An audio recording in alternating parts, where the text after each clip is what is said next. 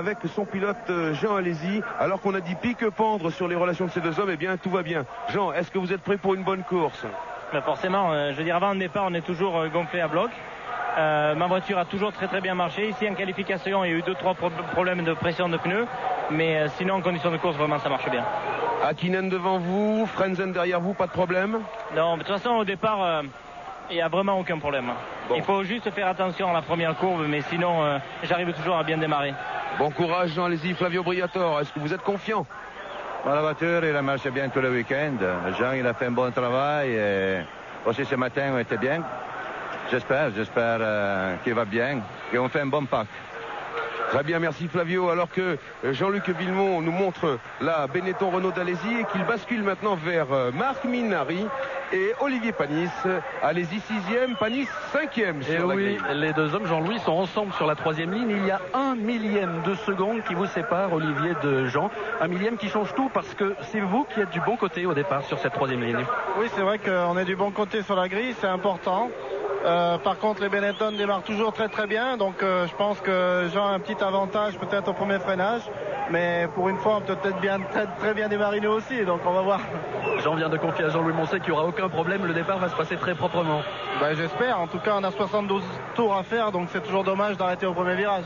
Bon, précisément un petit peu plus de 70 tours, Olivier. Combien d'arrêts au stand avec votre Prost cet après-midi? Je peux pas vous le dire. Allez. Entre 1 et 2. Merci Olivier, bonne course pour cet après-midi.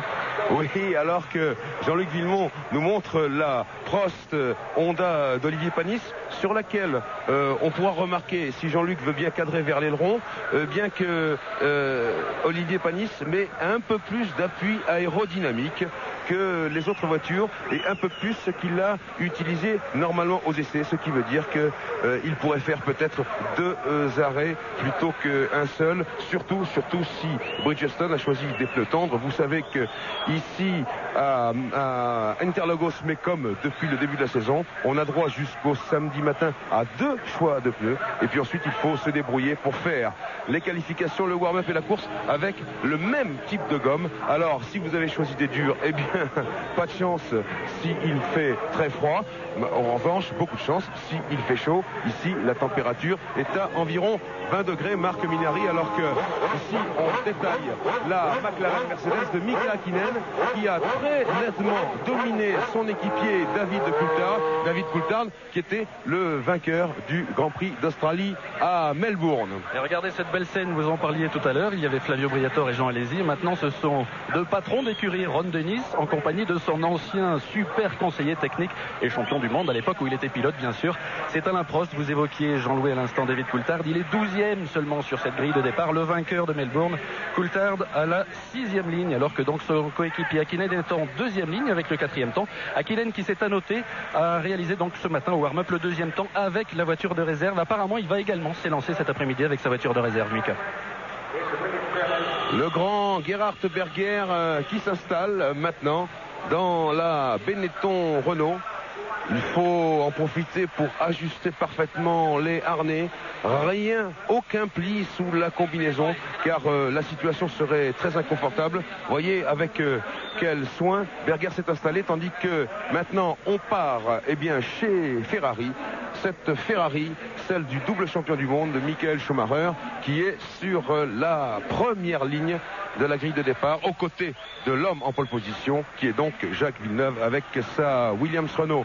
Marc Minari, vous êtes derrière Michael Schumacher. Vous savez, déranger Schumacher à ce moment-là, c'est pas toujours quelque chose de très facile. Schumacher qui est en train de s'équiper, vous le voyez, avec ses petites oreillettes qui intègrent la radio pour le casque. Chaque pilote a des oreillettes qui sont moulées, bien sûr, pour lui-même, pour sa propre anatomie, pour ses oreilles. Et bien sûr, Schumacher a besoin de la radio pour communiquer avec son stand. Vous savez combien il est fort pour régler la stratégie et combien lui peut avoir la volonté, pourquoi pas en course, si les événements l'exigent, de faire changer justement sa stratégie. Schumacher qui est 2e sur la grille, donc avec son rival annoncé, Jacques Villeneuve, mais qui ce matin au warm-up a signé, c'est un intéressant indice, le 9e temps seulement, à 9/10 de Jacques Villeneuve. Jacques Villeneuve qui lui est installé, il retire ses gants, il repousse sa visière, mais il a amené sa Williams Renault sur la grille, et puis comme d'habitude, il n'en a pas bougé. Vous savez qu'il a choisi une combinaison très grande, très confortable. Il a soigné sa position dans la voiture depuis le stand de Williams Renault, et il l'a amené emmené sa Williams Renault ici en pole position sur la grille de départ d'Interlagos et il n'a plus bougé. Alors ce qu'on peut remarquer également, c'est que Jacques Villeneuve a choisi de partir avec assez peu d'appui aérodynamique, en tout cas beaucoup moins qu'à Melbourne en Australie, et ça c'est normal car il y a un grand secteur de ligne droite ici à Interlagos, et ce qui aide bien entendu Jacques Villeneuve, et vous allez le voir tout au long de ce Grand Prix, c'est qu'il est extrêmement rapide dans toute la remontée qui amène à cette ligne droite, et là c'est la puissance du moteur Renault qui parle, c'est là qu'il faut vraiment avoir beaucoup de puissance moteur. Jacques Villeneuve, dont on peut noter encore, Jean-Louis, qu'il a pulvérisé la pole de l'an dernier. Rappelez-vous, à Melbourne, il a battu la pole de 3 secondes. Ici à Interlagos, c'est 2 secondes de mieux que la pole position de 1996. Ils sont 9 pilotes à se tenir dans 1 seconde lors des qualifications, vous l'avez vu, y compris Damon Hill. Ça, c'est une bonne surprise. Le champion du monde est là-bas sur la 5e ligne avec sa TWR à rose. Et lui aussi a battu son temps de l'an dernier en étant à 1 seconde donc de la pole position de son ancien coéquipier québécois. Voici le klaxon qui nous annonce qu'il va bientôt falloir évacuer la grille de départ. Vous avez remarqué au passage sur le plan de Jean-Luc Villemont que Villeneuve avait son nez pourvu d'un petit scotch pour le faire mieux respirer. Villeneuve que Marc Minary a rencontré, nous allons nous aussi le retrouver. Jacques Villeneuve, tout de suite. 2 questions, 2 mots sur le warm-up d'abord de ce matin. Comment ça s'est passé? Ça s'est passé assez bien. La voiture est... Je crois que les réglages de la voiture sont meilleurs que ceux d'hier. On avait des vieux pneus et le plein d'essence, donc ça marchait pas mal. Bon, en course, vous avez Irvine très loin derrière cette fois-ci, donc théoriquement, après le départ, ça doit bien se passer. Disons que ça risque d'être un petit peu plus calme au départ, donc tant mieux, mais on sait jamais, tout peut arriver. Et je crois que ça va être une des courses les plus physiques qu'on a eu à date en F1, donc il va falloir être sûr de prendre les premiers tours tranquilles et de rallier l'arrivée. Votre rival désigné, c'est vous qui le désignez, c'est Michael maintenant, et vous êtes tous les deux ensemble devant. Il va y avoir de la bagarre et vous aimez ça?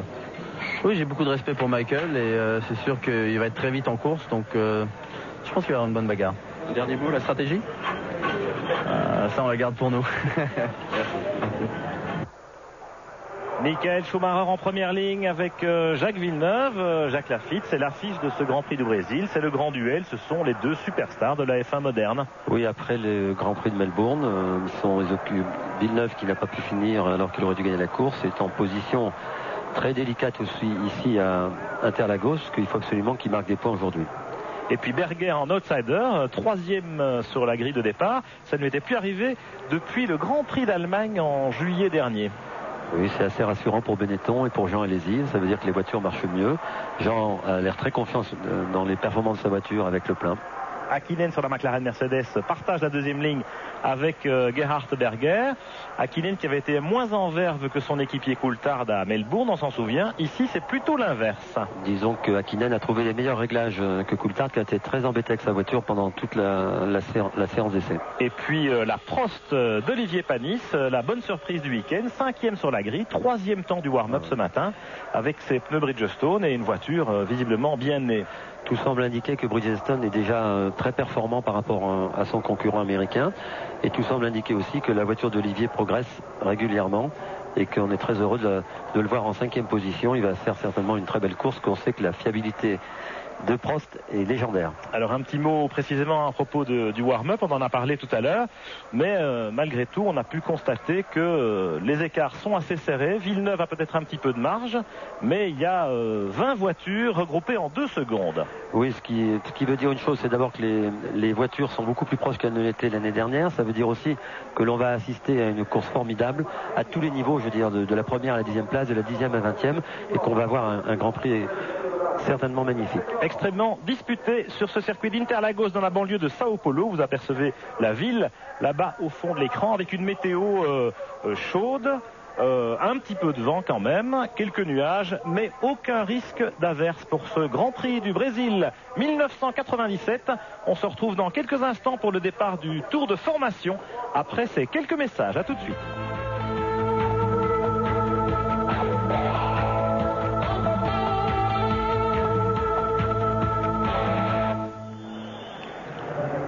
Retour à Sao Paulo pour ce Grand Prix du Brésil de Formule 1, la deuxième manche du championnat du monde 1997, la 599e épreuve de l'histoire de ce championnat du monde depuis la création de la Formule 1 en 1950. Avec cette grille de départ d'Interlagos, Gerhard Berger ici très concentré dans sa Benetton Renault. Gerhard Berger qui a un beau coup à jouer, troisième sur la grille juste derrière. Villeneuve et Schumacher, les favoris de ce Grand Prix du Brésil, un Grand Prix très ouvert, même si Villeneuve a quand même dominé tous les essais, Jacques Lafitte, un Grand Prix avec beaucoup d'incertitudes, une course qui s'annonce très tactique avec le choix des pneumatiques et les arrêts au stand. Bien sûr, Villeneuve a l'air d'être très supérieur aujourd'hui, il était beaucoup plus à Melbourne et on s'aperçoit que les débuts de course peuvent être tonitruants et vont peut-être changer, mais ce qui est très important et très agréable ici, c'est de voir qu'il y a une dizaine de voitures qui peuvent être en tête de la course aujourd'hui. Si Jacques Villeneuve et Saoulien Treneau ne les partent pas directement en tête, mais c'est vrai qu'on va avoir un Grand Prix étonnant parce que de la première à la 20e place, les voitures sont très près. Tous les pilotes, les écuries ont énormément travaillé entre Melbourne et ici Interlagos et ça vous donne une grille de départ qui est assez impressionnante. C'est très rare même d'avoir aussi peu d'écart entre le premier et le 20e. Alors les pilotes, Jacques, dans ce moment qui précède le départ précisément, là on voit que les mécaniciens dégagent la grille de départ. Les 22 voitures qualifiées vont s'élancer pour ce tour de formation. Que font les pilotes pendant le tour de formation? Déjà ils essayent de ne pas caler au départ pour évidemment ne pas partir perdre leur place sur la grille. Et ensuite de ça, je crois on est en train de penser comment allons prendre un bon départ pour ne pas perdre l'avantage des essais qualificatifs, parce que c'est très difficile d'être dans les premières lignes et on peut aussi bien à partir d'un départ perdre complètement. Vous avez vu le départ du tour d'information, Jean Alesi qui a énormément accéléré pour faire chauffer ses pneus arrière. Et pour nettoyer peut-être un peu la piste à l'emplacement de son... Oui, si c'est que Jean a failli rentrer dans la voiture qui était devant, vous avez vu, il a obligé de faire un petit écart assez brutal. On aurait même pu penser que c'était le départ du Grand Prix. Alors un très beau circuit, Interlagos, qui serpente entre les lacs Interlagos, ici au sud de Sao Paulo, au Brésil. Un circuit très exigeant, Jacques, nous allons le boucler 71 fois pendant ce Grand Prix, 307 km. Un circuit très exigeant, aussi bien pour les châssis que pour les moteurs, aussi bien pour les machines que pour les hommes. Oui, pour les hommes, il faudra noter qu'Interlagos est un des rares circuits dans le championnat du monde de Formule 1 où l'on tourne à gauche à l'envers des aiguilles d'une montre avec Imola et que de ce fait, comme c'est le deuxième Grand Prix de la saison, les pilotes ont beaucoup plus de problèmes parce qu'on s'aperçoit qu'il y a 3 virages à droite et 9 à gauche sur ce circuit et que les coups des pilotes sont plus habitués à partir et à avoir une musculation plus forte. Alors beaucoup de bosses aussi sur ce tracé et donc beaucoup de petites difficultés pour les réglages des voitures, pour avoir un bon équilibre, les pressions des pneus, tout ça est important. Et dans ce tour de formation, cet ultime tour de chauffe, eh bien les pilotes précisément surveillent tout ça. Ils surveillent d'abord de chauffer les pneus à bonne température pour faire un départ correct, parce que le premier tour est toujours très important au départ d'une course de Formule 1. Et vous avez vu les pilotes à droite, gauche, essayant de faire chauffer les pneus, le bord des pneus. On voit encore sur la voiture ici d'Alesi la marque des pneumatiques, ça veut dire qu'il n'a pas encore uniformément mis sa gomme à température, rodé ses pneus, donc c'est très important de le faire parce que ça va commander le départ et vous savez que le départ est d'une importance capitale sur les courses de Formule 1 aujourd'hui. Voilà cette longue ligne droite en montée où les moteurs donnent toute leur puissance avec ce virage à gauche qui passe à fond.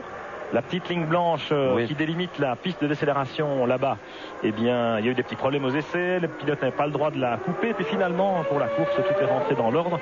Ils pourront prendre leur trajectoire normalement. Alors les voilà qui arrivent donc sur la grille. Vous voyez, la piste est un petit peu inclinée. On voit la voiture de sécurité là-bas tout à fait à droite qui va fermer la marche. Villeneuve qui s'installe à droite, Schumacher à gauche. Villeneuve... tempête sous un casque à ce moment-là, Jacques, c'est important. Il a fait beaucoup d'essais de départ. Il a loupé son départ à Melbourne. Il est sur la bonne position de la grille, comme Olivier Panis d'ailleurs, sur le côté droit de la piste qui est beaucoup moins poussiéreuse qu'à gauche. Et en général, on part mieux. Et donc c'est un petit avantage pour Olivier Panis et sa Prost. Alors on se souvient du Grand Prix d'Australie il y a 3 semaines. Tout peut se jouer dans ces premiers mètres de course, dans ces quelques premières dizaines de mètres. Eddie Irvine avec sa Ferrari est assez loin, heureusement, de Jacques Villeneuve. Mais attention à ce moment toujours émouvant, toujours sensationnel. On va vous le laisser vivre. C'est parti.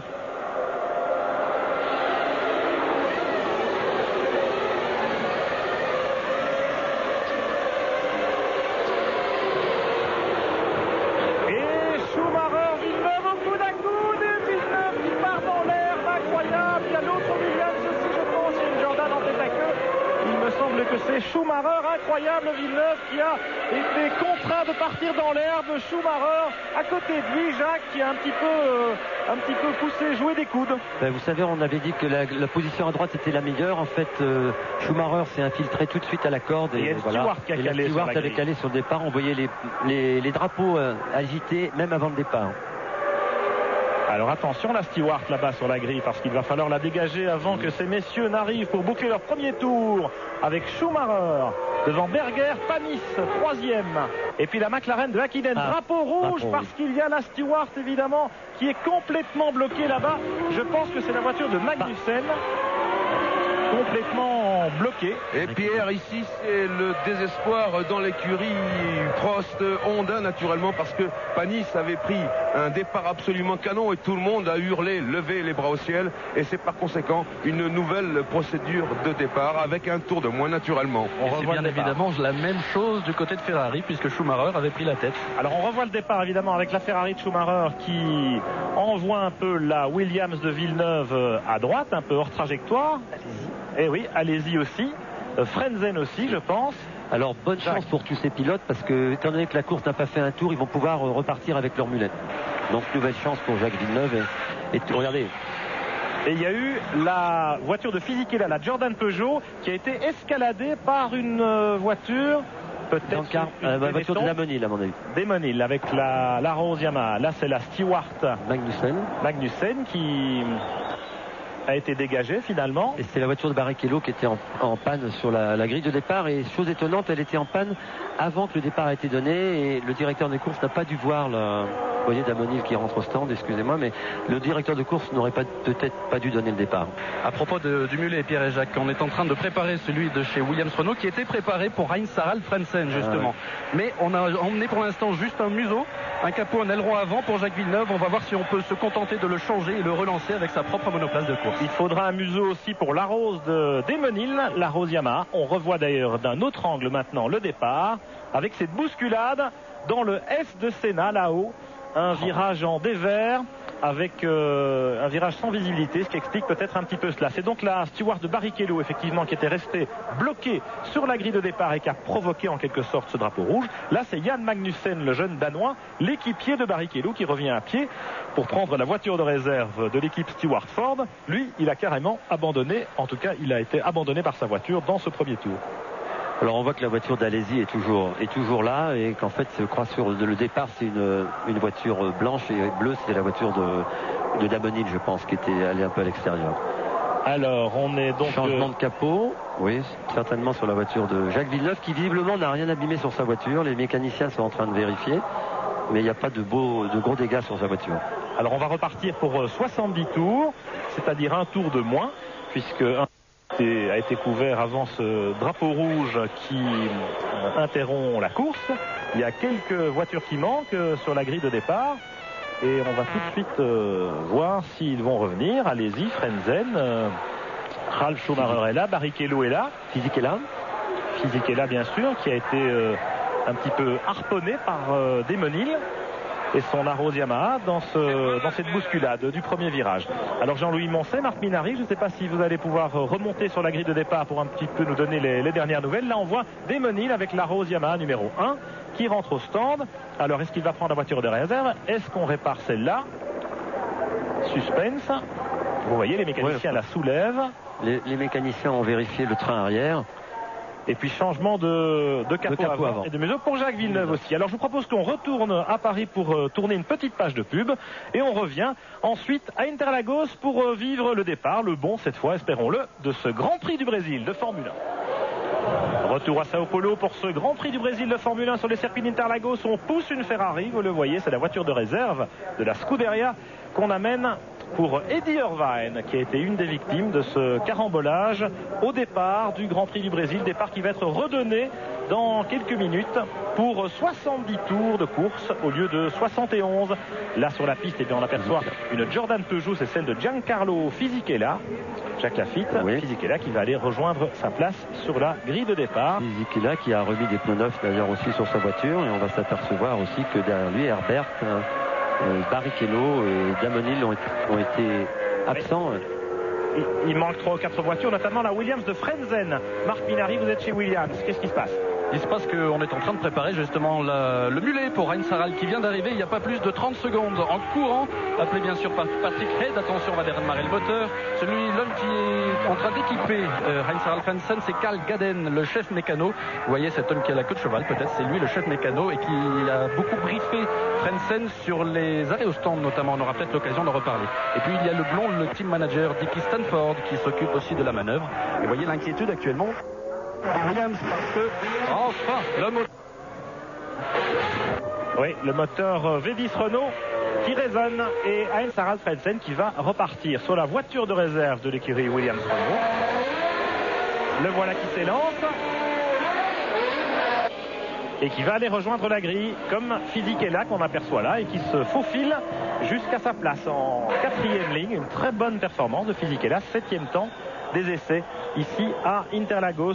C'est donc une procédure de départ qui recommence à 0. Les pilotes qui repartent avec les voitures de réserve, comme Eddie Irvine ici avec la Ferrari de réserve, le mulet de la Scuderia Ferrari. Eh bien, les pilotes vont pouvoir se remettre à leur place sur le grille de départ, Jacques. Oui, ce qui était très important pour le déroulement de ce Grand Prix, parce que ça éliminait instantanément 4 bonnes voitures de la grille, et ça faisait un trou. Malheureusement, effectivement, Olivier Panis avait pris un excellent départ, mais je crois qu'un départ suivant, ça sera la même chose. Alors Frenzen sur la Williams Renault va aller se remettre en position sur la 4e ligne de la grille, seulement 8e place pour Frenzen. C'est une grosse déception de ce début de saison, Jacques. L'écart incroyable entre Villeneuve et Frenzen chez Williams Renault. On attendait mieux du pilote allemand. Oui, absolument. On s'est aperçu que pendant tout le week-end, il y avait des gros problèmes de train arrière et il a beaucoup de mal à résoudre ces problèmes de train arrière sur sa voiture qui saute beaucoup et effectivement la voiture est beaucoup moins performante que celle de ce coéquipier.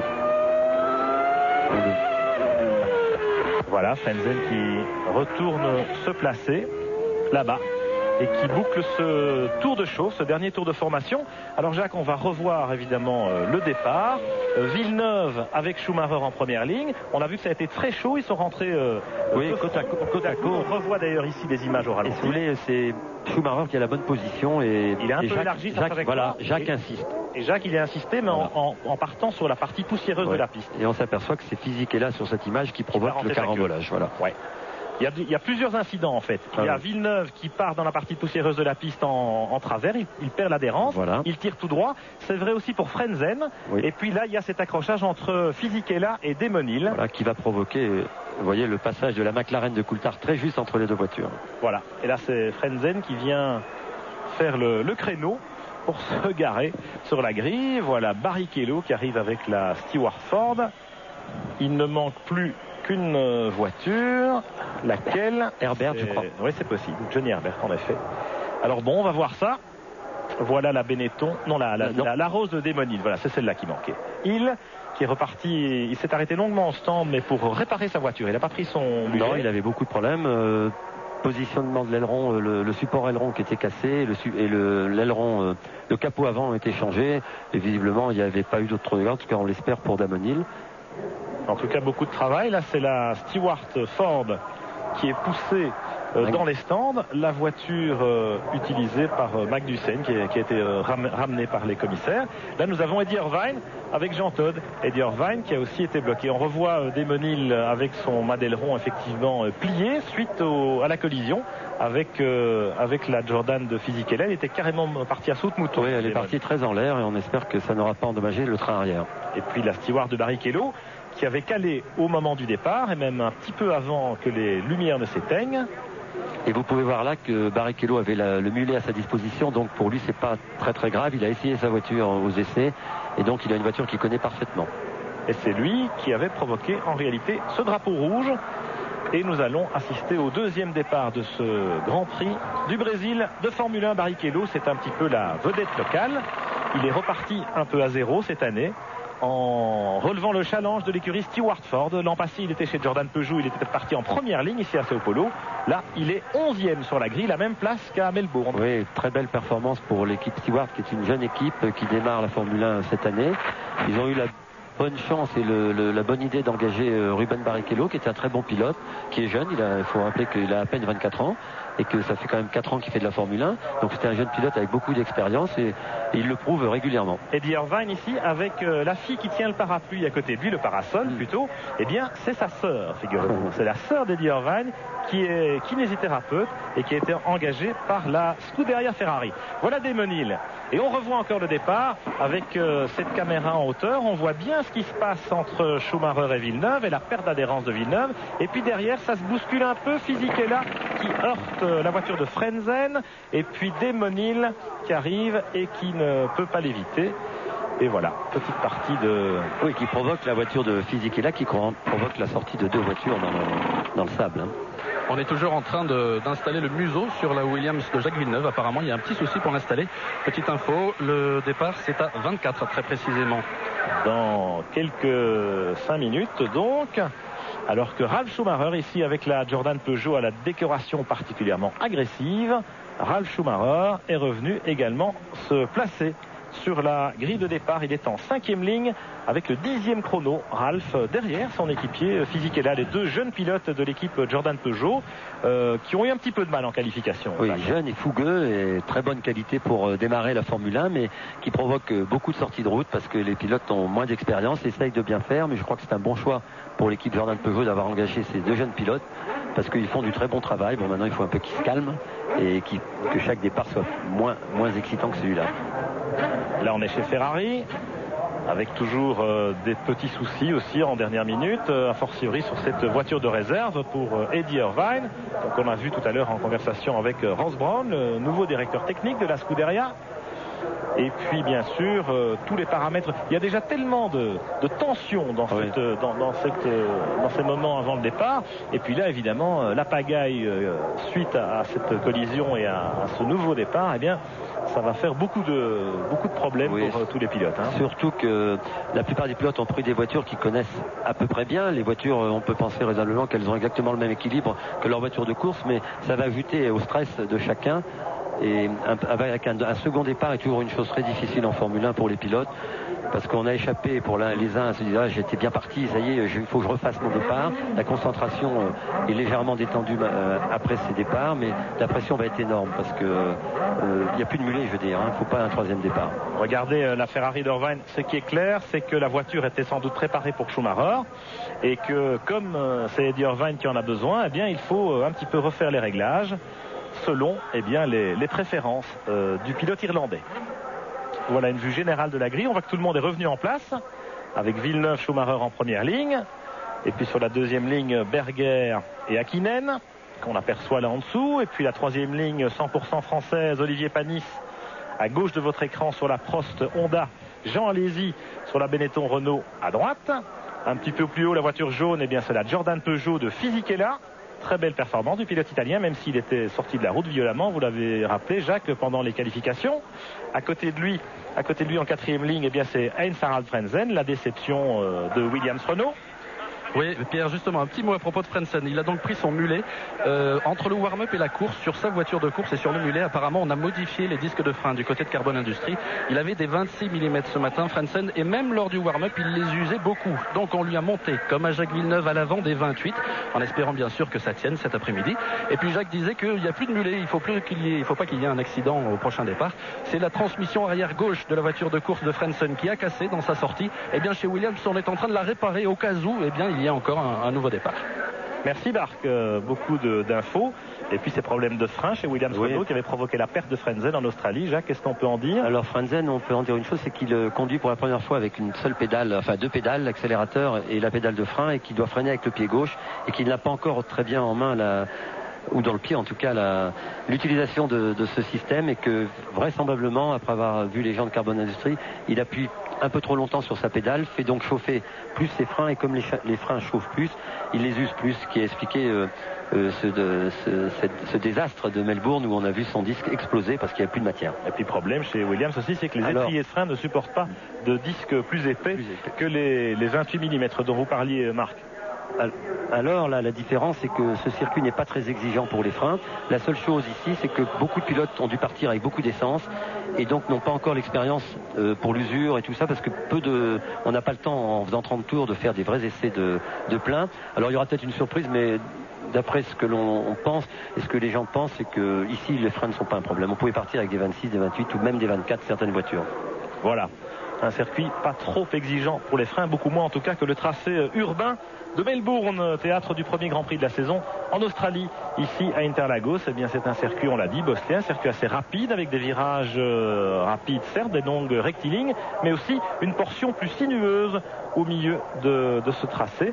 Et donc, un circuit très complet finalement qui va nous donner une hiérarchie intéressante pour la suite de la saison. Jacques, vous avez des petites nouvelles de météo? Oui, disons, il fait pas très chaud. Il y a les nuages sont un peu plus amoncelés qu'ils n'étaient il y a 10 minutes. Et surtout, le vent est en train de se lever. Voilà. 20 degrés à peu près. 24 degrés sur la piste. Et là, il manque une voiture tout à fait à l'arrière de la grille. Entre les deux stewards, il manque une voiture. C'est la voiture... Là, entre les deux Tyrrell, j'allais dire. C'est la steward de Magnussen. Et on revoit encore une fois le départ, le ralenti. Et voilà, la petite touchette entre Fisichella. On s'aperçoit encore là qu'on ne peut pas passer à 3 dans une courbe. Et puis c'est Nakano et Irvine qui se sont touchés à l'arrière. Voilà, on n'avait pas vu ça tout à l'heure. Voilà, ce qui explique que Eddie Irvine a dû se rabattre sur la voiture de réserve chez Ferrari. Voilà, boum boum. Saute-mouton. Et on le revoit encore. Avec Villeneuve dans l'herbe. Et puis là au-dessus... Frenzen, je pense, qui est vraiment à l'extérieur et qui ne peut pas tourner. Frenzen, Fisichella. Voilà. Voilà donc ce départ décortiqué. Et puis ça va repartir dans une minute maintenant. Ça va repartir pour le tour de formation. Et là au bout il manque la steward de Magnussen, me semble-t-il, juste devant les deux Tyrrell qui ferment la marche. Alors Pierre, une petite précision, la course naturellement va repartir pour sa distance totale intégrale, c'est-à-dire 72 tours. C'est seulement dans le cas d'un faux départ avec la procédure jaune qu'on réduit d'un tour. Là tout le monde a ravitaillé et donc on repart pour un Grand Prix du Brésil de 72 tours à parcourir complètement. Merci de cette précision, Jean-Louis, vous faites bien de le souligner. 72 tours, c'est tours de formation inclus. Donc en course, ce sera bel et bien 71 tours. Là, vous avez la Stewart Ford de Magnussen telle qu'elle a été abandonnée par le pilote danois tout à l'heure dans le premier tour de course. Magnussen est donc reparti dans les stands avec la voiture de réserve de Stewart et j'ai l'impression qu'il n'a pas pu rejoindre la grille dans les délais. Et chez Ferrari, vous voyez que pour boucler les ceintures d'Eddie Irvine, eh bien là encore, il faut bosser parce que les harnais étaient réglés pour Schumacher. Pour Schumacher, et que c'est très difficile en 10 minutes de faire tout ça. Il a beaucoup de chance. Normalement, il devrait partir plus loin, mais bon, il est parti à sa place.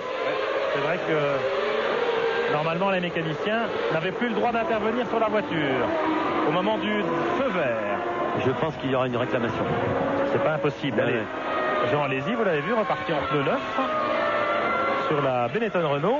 Alors pour Villeneuve, on en parlait dans le premier tour de formation, Jacques, il ne faut pas louper son départ. Villeneuve a déjà raté son départ à Melbourne. L'an dernier, on se souvient que les Williams Renault étaient pas toujours les plus promptes, alors qu'elles occupaient presque systématiquement la première ligne de la grille. Entre le Grand Prix d'Australie et le Grand Prix du Brésil, eh bien, Williams Renault a fait des essais au circuit Paul Ricard en France.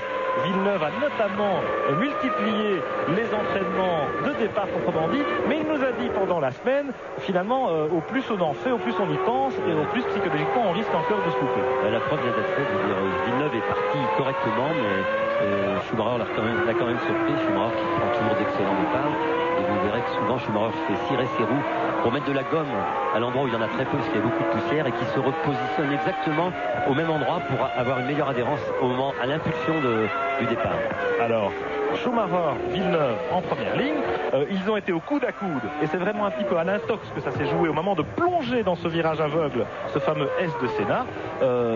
Villeneuve sait que Schumacher l'a déjà fait une fois, il va être d'autant plus prudent peut-être. Oui, et puis surtout il faudrait que Jacques Villeneuve pense qu'à partir du moment où la voiture est à côté de soi dans une courbe, où l'on tourne à gauche, que la voiture est sur votre gauche à votre hauteur, c'est fini, la trajectoire est prise et qu'on ne peut plus insister. Donc il faut avoir la volonté ou le courage de lever le pied. Mais dans un départ, il y a peut-être 2-3 voitures derrière Schumacher et il n'avait pas envie de se retrouver 4 ou 5e. Et puis il a peut-être pas voulu non plus céder dans la mesure où il restait de front dans le gauche, eh bien le virage suivant est à droite et là il aurait peut-être pu avoir l'avantage. Oui, mais malheureusement il y a beaucoup de poussière à l'extérieur dans ce genre de Grand Prix, à l'extérieur de la trajectoire. Et on a vu qu'il a perdu instantanément tout adhérent, Jacques Villeneuve, en essayant de tourner à 2 de front dans ce fameux S de Senna.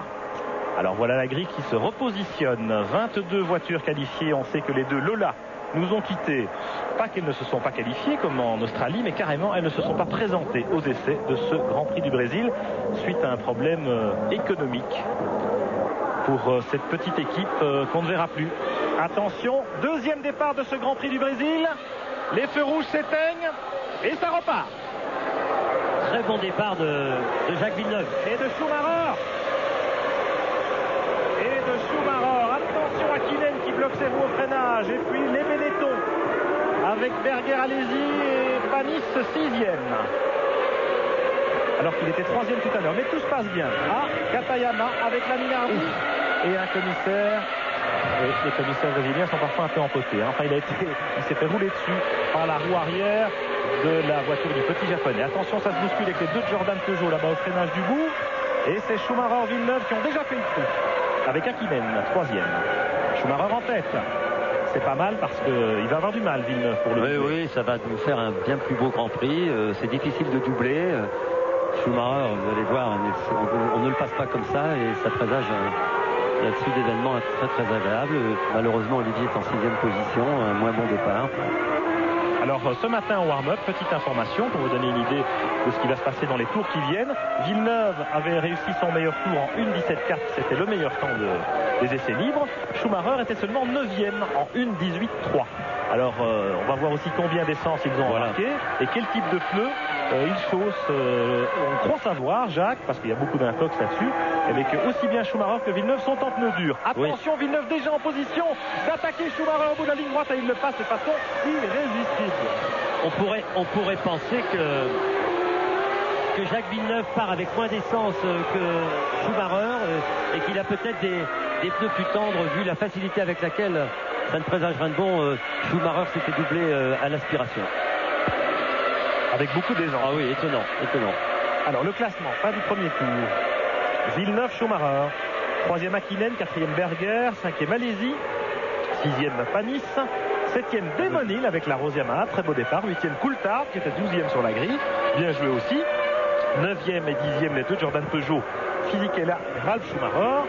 11e Johnny Herbert sur la Sauber, 12e Barrichello avec la Stewart, 13e seulement Heinz Harald Frentzen avec la seconde Williams Renault. Ça c'est une catastrophe pour le pilote allemand.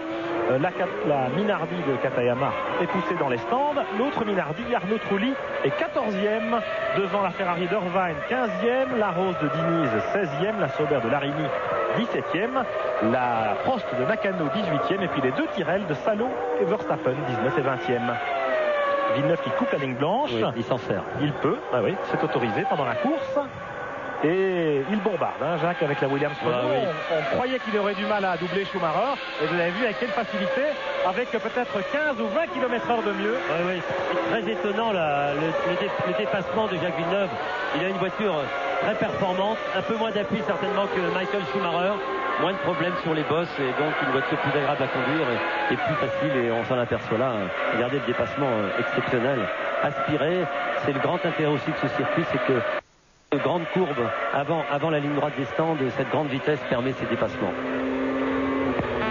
On voit depuis la caméra embarquée chez Schumacher, il a freiné tard quand même. Oui. Mais Schumacher n'a pas assisté, il aurait pu, il a compris. Il n'a pas cédé, mais je crois que Schumacher a une tactique un peu différente. Il va certainement faire qu'un arrêt et qu'il n'a pas de risque à prendre. Il a 6 points d'avance sur la voiture de Jacques Villeneuve. Il sait que c'est très difficile de suivre la cadence du pilote québécois et je crois qu'il est conscient que le championnat du monde ne va pas se jouer aujourd'hui.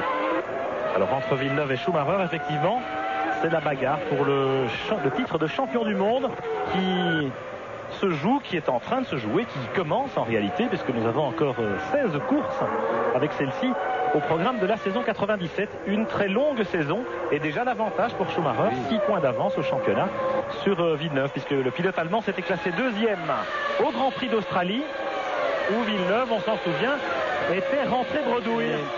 On s'aperçoit que Jacques Villeneuve tourne presque 2 secondes plus vite que Michael Schumacher, qui lui aussi est un peu moins rapide que les deux Benetton et la voiture de Panis derrière, et ça veut dire que Schumacher a beaucoup d'essence et certainement des pneus durs.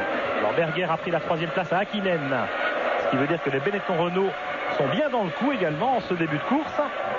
Mais pour suivre la cadence de Villeneuve, regardez à quelle vitesse il prend la poudre d'escampette là-bas. Jacques, c'est impressionnant. Oui, c'est plus d'une seconde au tour, 1 seconde dans le dernier tour. Il faut savoir que Michael Schumacher tourne en 1,20,11 et que Panis sur la Prost tourne en 1,25, c'est-à-dire que c'est très proche. Et Villeneuve a tourné en 1,19,0 dès son 2e tour. Très à l'aise le pilote canadien. Sa Williams Renault, il la connaît bien. Il est parvenu à parfaitement bien la régler, bien l'équilibrer pour ce difficile circuit d'Interlagos, contrairement à son équipier Frenzen. Alors il faut savoir que Frenzen a eu beaucoup de problèmes d'amortisseur pendant les essais. On s'est aperçu hier en démontant la voiture qu'il y avait un amortisseur qui était cassé, et on espérait qu'il aurait réussi à régler sa voiture, mais il a perdu beaucoup de temps. Et puis il n'a pas tout à fait l'expérience de Villeneuve dans cette équipe Williams, très exigeante aussi. Voilà Villeneuve au freinage du bout. Voilà Schumacher avec Berger qui revient. Hakkinen, allez-y, Panis. Très à l'aise. Il suit bien la cadence. Et puis Desmenil avec Coulthard. Et les deux Jordan Peugeot. Frenzen. Une superbe bagarre, en tout cas dans le peloton. Derrière Villeneuve qui a fait le trou. 3 secondes et demie d'avance déjà pour Jacques Villeneuve. Il a vraiment fait le trou par rapport à ses poursuivants, emmenés par Schumacher. Mais dans le peloton, vous l'avez vu, les bagarres sont très intéressantes. Comme nous le prévoyons, une formidable bagarre à l'arrière. Il va y avoir des bagarres partout aujourd'hui, à tous les niveaux, de la 10e à la 20e. Les voitures sont très proches. Vous avez vu la bagarre entre Coulthard, Hill et Irvine et tout. Ça va être fantastique. Et puis les Jordan Peugeot qui sont là avec eux aussi. Jacques Villeneuve, en tout cas, très à l'aise en début de course. Les positions, eh bien, suppose que vous suivez ça de très près. C'est le moment de jouer avec nous au concours Top Position.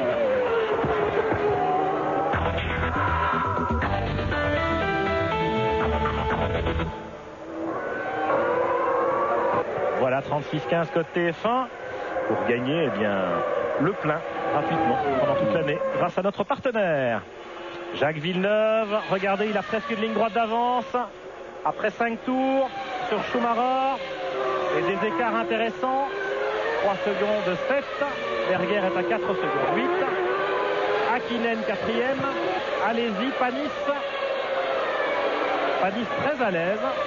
Alors tout va se jouer aussi sur les tactiques de course, Jacques Lafitte. Oui, alors entre 1 et 2 arrêts en fonction des choix des gommes, des pneumatiques. Il est très difficile pour nous aujourd'hui maintenant à l'heure actuelle de vous parler des tactiques des teams, parce que tout est top secret, mais au vu des chronos et tout, on peut s'apercevoir que les pilotes sont en train de se régler par rapport à la piste et par rapport à leur voiture, et que les 3 premiers tournent dans l'ordre 1,19 au tour et que les 5 suivants sont dans 1,20. Voilà, vous voyez que Villeneuve tourne à peu près une demi-seconde plus vite que Schumacher, son poursuivant immédiat. On va suivre ça évidemment tout au long de cette fin d'après-midi pour ces 70 tours de course d'Interlagos. On retourne à Paris pour marquer une petite pause avant de revenir au Brésil. Retour à Interlagos au 8e passage de ce Grand Prix du Brésil. Villeneuve en tête, mais une bagarre formidable pour la 2e place entre Schumacher et Berger. Regardez-les. Schumacher sur la Ferrari, Berger sur la Benetton Renault. Et ça a bien bastonné entre les deux hommes. Hakkinen vient ensuite sur la McLaren Mercedes, et puis allez-y, et Panis là-bas au fond de l'écran. Les meilleurs tours de Schumacher et Berger, vous les voyez très proches les uns des autres lors de ces 2 derniers passages.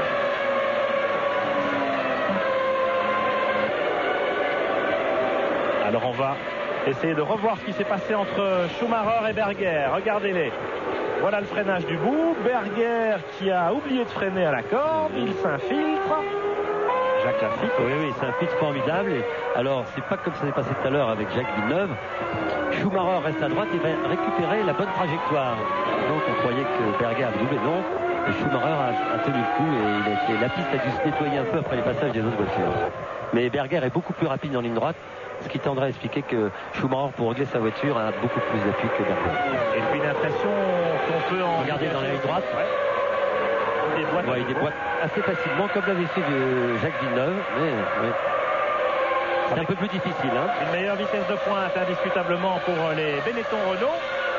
Et on peut imaginer aussi, Jacques, que Schumacher est parti pour un seul arrêt et que Berger, devant lui, derrière lui, comme Villeneuve devant d'ailleurs, serait vraisemblablement dans une stratégie à 2 arrêts avec des voitures évidemment plus légères. Oui, ce qui pourrait expliquer, ceci expliquant cela, le dépassement plus facile, une meilleure accélération puisque la voiture est moins lourde. Parce que vous savez qu'aujourd'hui, entre 10 ou 15 kilos d'écart d'essence sur la voiture, ça fait quelques dixièmes au tour et ça a une facilité de conduite et d'accélération qui est vraiment très différente. On use moins les pneumatiques aussi avec une voiture plus légère. Bien sûr. On accélère mieux. Ouais. Regardez son freinage là-bas à l'épingle en première. Eh bien, il retarde ses freinages. Il attaque. Il est en 1.18.6 déjà, alors que nous avons bouclé 9 tours sur les 72 que font ce Grand Prix du Brésil. Schumacher deuxième à 8 secondes. Berger troisième à 9 secondes. Hakkinen quatrième à 11 secondes.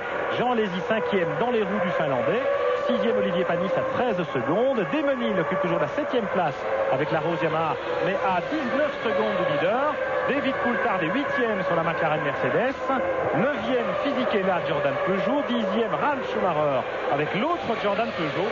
Devant la Williams Renault de Frenzen, seulement 11e.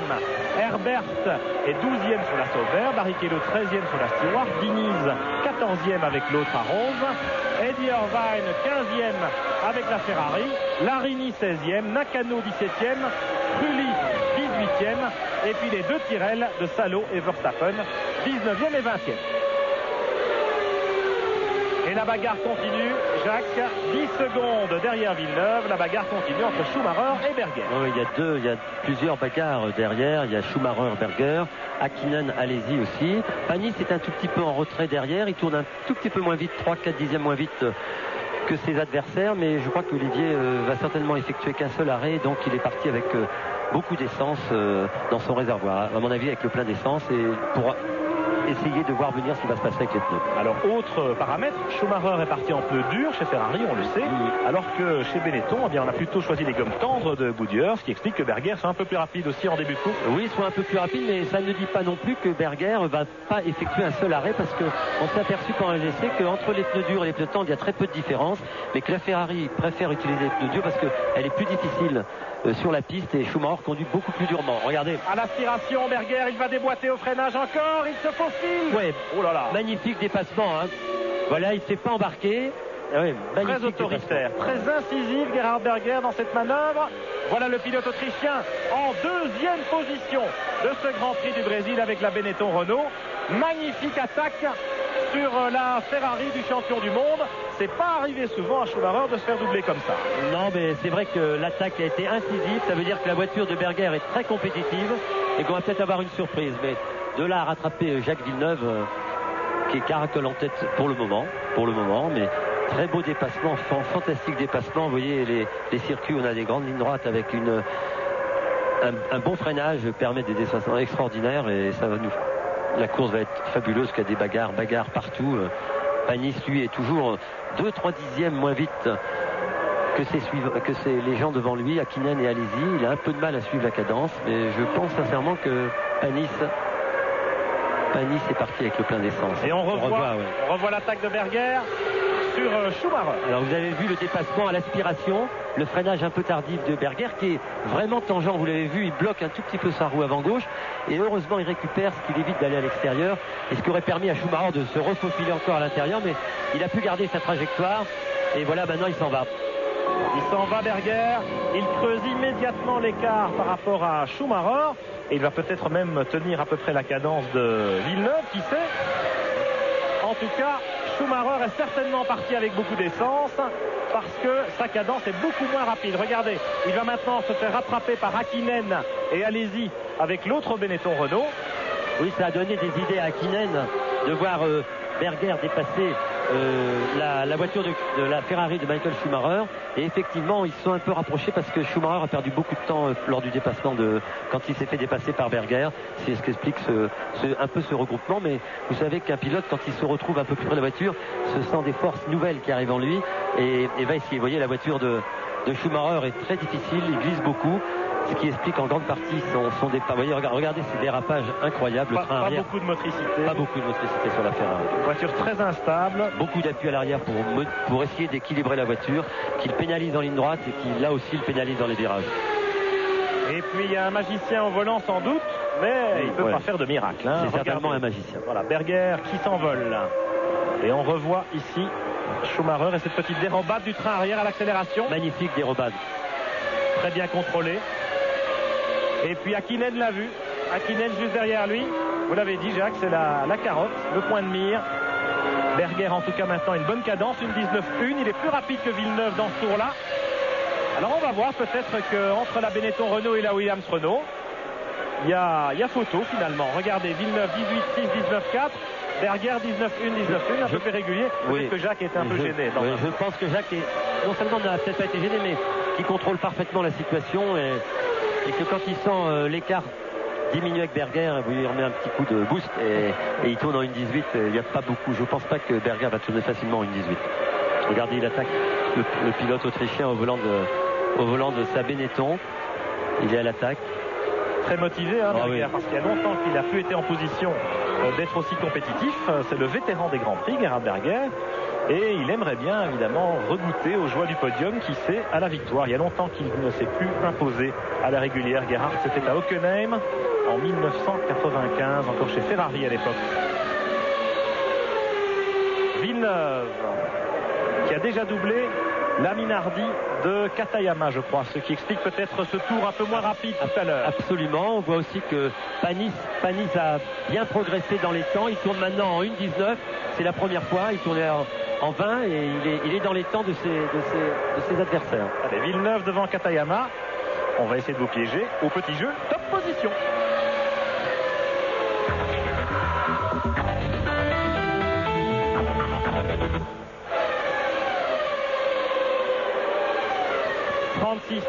Code TF1 pour jouer avec nous au jeu Top Position. Vous donnez les 3 pilotes qui occupent les 3 premières places à ce stade du Grand Prix. Je voudrais aussi parler de la belle performance de Damon Hill. Avec la Rose, il est en 7e position, il tourne en 1.29, 1.28, 1.21, un petit 21. Et il est à 1 seconde des temps d'Olivier Panis et il garde surtout sa position par rapport à la McLaren de Coulthard qui elle tourne très près des temps de Damon Hill mais qui n'est pas en mesure pour le moment de doubler. Formidable progression en tout cas de la Rose Yamaha de Damon Hill entre l'Australie et le Brésil. Oui, beaucoup de travail pour l'équipe à Rose et Damon Hill pendant ces 15 jours d'intervalle. Ils ont énormément tourné pour fiabiliser la voiture, pour progresser. Ça voudrait... Oh là, Jacques Villeneuve est à l'attaque. Il vient de bloquer sa roue dans ce passage un peu incurvé où la roue avant se déleste quand vous attaquez un peu trop et provoque ce blocage de roue. Et Berger réduit un petit peu l'écart, c'est intéressant. Berger est en 1.18.3. Villeneuve 1.18.9. 1.18.8, pardon. Formidable temps de Berger, je ne pensais pas. Et vous voyez, il est là, il attaque. Et la voiture scandale. Je voudrais, pour en venir à Damon Hill, parler de la bonne performance des pneus Bridgestone qui permettent à Olivier Panis et à Damon Hill d'avoir cette bonne position, ce qui veut dire qu'après seulement 2 Grands Prix, Bridgestone fait pour ainsi dire jeu égal avec Goodyear. Jacques Villeneuve, 9 secondes d'avance sur Gerhard Berger au 15e tour. Schumacher, 3e avec la Ferrari, est à 14 secondes. Il est talonné par Mika Hakkinen sur la McLaren Mercedes et par Jean Alesi sur la Benetton Renault. Belle empoignade pour la 3e place. Et puis Olivier Panis en embuscade. Alors qu'ici on voit la McLaren Mercedes précisément à l'attaque, celle de Hakkinen à l'attaque. C'était Hakkinen? Je pense que c'est Hakkinen. Je vais pas regarder la couleur des rétros, Jacques. Oui. C'est vrai qu'on a beaucoup de difficultés à reconnaître les voitures. Et vous pouvez vous aussi en regardant la télévision vous apercevoir qu'Hakkinen a des rétros gris et que son coéquipier a des rétros rouges. Et là c'est la Williams de Villeneuve et la Williams qu'on venait de voir auparavant, c'était celle de Frentzen qui était en train d'en découdre avec les Jordan Peugeot de Fisichella et de Schumacher. Frentzen enfermé dans le peloton en raison de sa mauvaise position au départ et de son très mauvais départ, sa mauvaise envolée. Frentzen toujours 11e. Là c'est une Arrows Yamaha, je crois. Très difficile à reconnaître mais on va le savoir tout de suite. Pedro Diniz. Voilà, Pedro Diniz est arrêté. Pedro Diniz, le pauliste, il était 15e Il était 15e devant la Ferrari d'Eddie Irvine. C'est quand même pas mal pour Pedro Diniz. Eh bien, malchance pour le pilote brésilien. Alors qu'est-il arrivé à Diniz? On va le savoir avec un ralenti, j'espère, une sortie de route ou une casse moteur. Un problème mécanique plus vraisemblablement. Dommage pour Pedro devant son public. Un autre devant son public, c'est Rubens Barrichello qui vient de rentrer au stand. Ah, Marc, eh bien, pas de chance pour les polistes. Alors, les habitants de Sao Paulo, les originaires de Sao Paulo, Diniz et Barrichello, qui dans le même tour. Ravitaillement peut-être. Eh bien, ont des problèmes. Barrichello, déjà un ravitaillement, c'est Oui. tôt. Hein. Oui, Pierre, Oui, on oui. attend une Sauber à moteur Petronas. Encore les couvertures sur les pneus, mais ça ne saurait tarder. Peut-être le signal de la première vague de ravitaillement. Alors, Jacques, qu'est-ce qu'on peut dire de ça? 72 tours de course, nous en sommes au 17e tour et déjà on s'arrêterait? Oui, ça paraît très étonnant, en tout cas pour une tactique d'une voiture qui est partie assez loin derrière, de faire de nombreux ravitaillements, ou alors très peu d'essence pour les premiers tours pour pouvoir doubler, et s'arrêter avant tout le monde, remettre beaucoup plus d'essence et refaire encore un stop en fin de course. Pour Barrichello, c'est terminé Oui, en tout cas. voilà. On a vu les mécaniciens de l'équipe Stewart pousser la voiture vers le fond du garage. Barrichello, dont le panoteur avait quitté sa place, il n'était pas du tout avec le stand Stewart Ford. Il est venu tout en haut à l'entrée des stands entre les Williams et les Ferrari pour que Rubens voit bien son panneau. Et bien, il vient de le poser et il rejoint le stand à pied, bien sûr. Vous savez, Stewart, c'est une nouvelle équipe. Alors, il se retrouve tout au fond des stands. Et ici, Herbert qui s'arrête à son stand. Changement des 4 pneus. Le préposé à l'essence toujours branché. Il est branché. Ça repart. Johnny Herbert, donc le premier à ravitailler à la régulière dans ce Grand Prix du Brésil au 17e tour. Herbert occupait la 13e place avec la Sauber Petronas.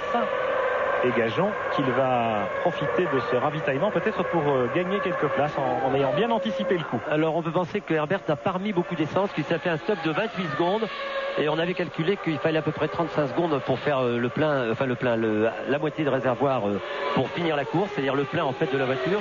Et Herbert finalement a choisi une tactique peut-être de 3 arrêts. Bah, certainement au moins 2, peut-être même 3 arrêts puisqu'il s'arrête au premier quart de la distance seulement. Villeneuve, 8 secondes 6 d'avance sur Berger. Berger, le voilà, vous le voyez, il revient sur la Menardi de Katayama. Berger qui vient de tourner en 1.18.7. Vous le voyez, c'est son meilleur tour, 1.18.755. Villeneuve avait fait 1.18.6 au passage précédent. Et puis la bagarre avec Hakkinen derrière Schumacher toujours. Allez-y dans les roues de la McLaren du pilote finlandais. Et puis Panis en embuscade toujours en 6e position. L'écart de Panis est stable. L'écart de la Ferrari de Schumacher et de ses poursuivants est stable aussi. Les voitures ont à peu près les mêmes performances.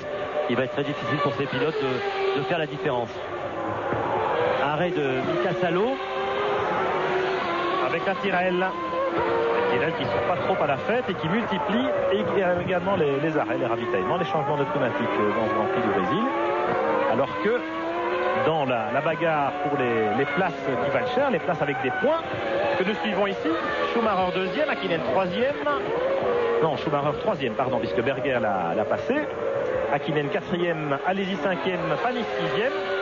Eh bien là, vu les écarts très faibles entre les voitures, la tactique va jouer un rôle important et 1 seconde ou 2 de gagné ou de perdu au ravitaillement permet de gagner 1 ou 2 places. Oui, certes, regardez la très belle bagarre. On voit les deux Jordan Peugeot qui elles aussi sont encadrées. Alors un beau petit train. Un beau petit train, Frenzen derrière. Frenzen, il est bloqué par les Jordan Peugeot. C'est Schumacher qui s'occupe de lui personnellement. Et puis devant, regardez Fisichella qui est en train de devenir dommage qu'on n'ait pas suivi ça. Fisichella, il était en train d'attaquer Coulthard, figurez-vous. Ni plus ni moins.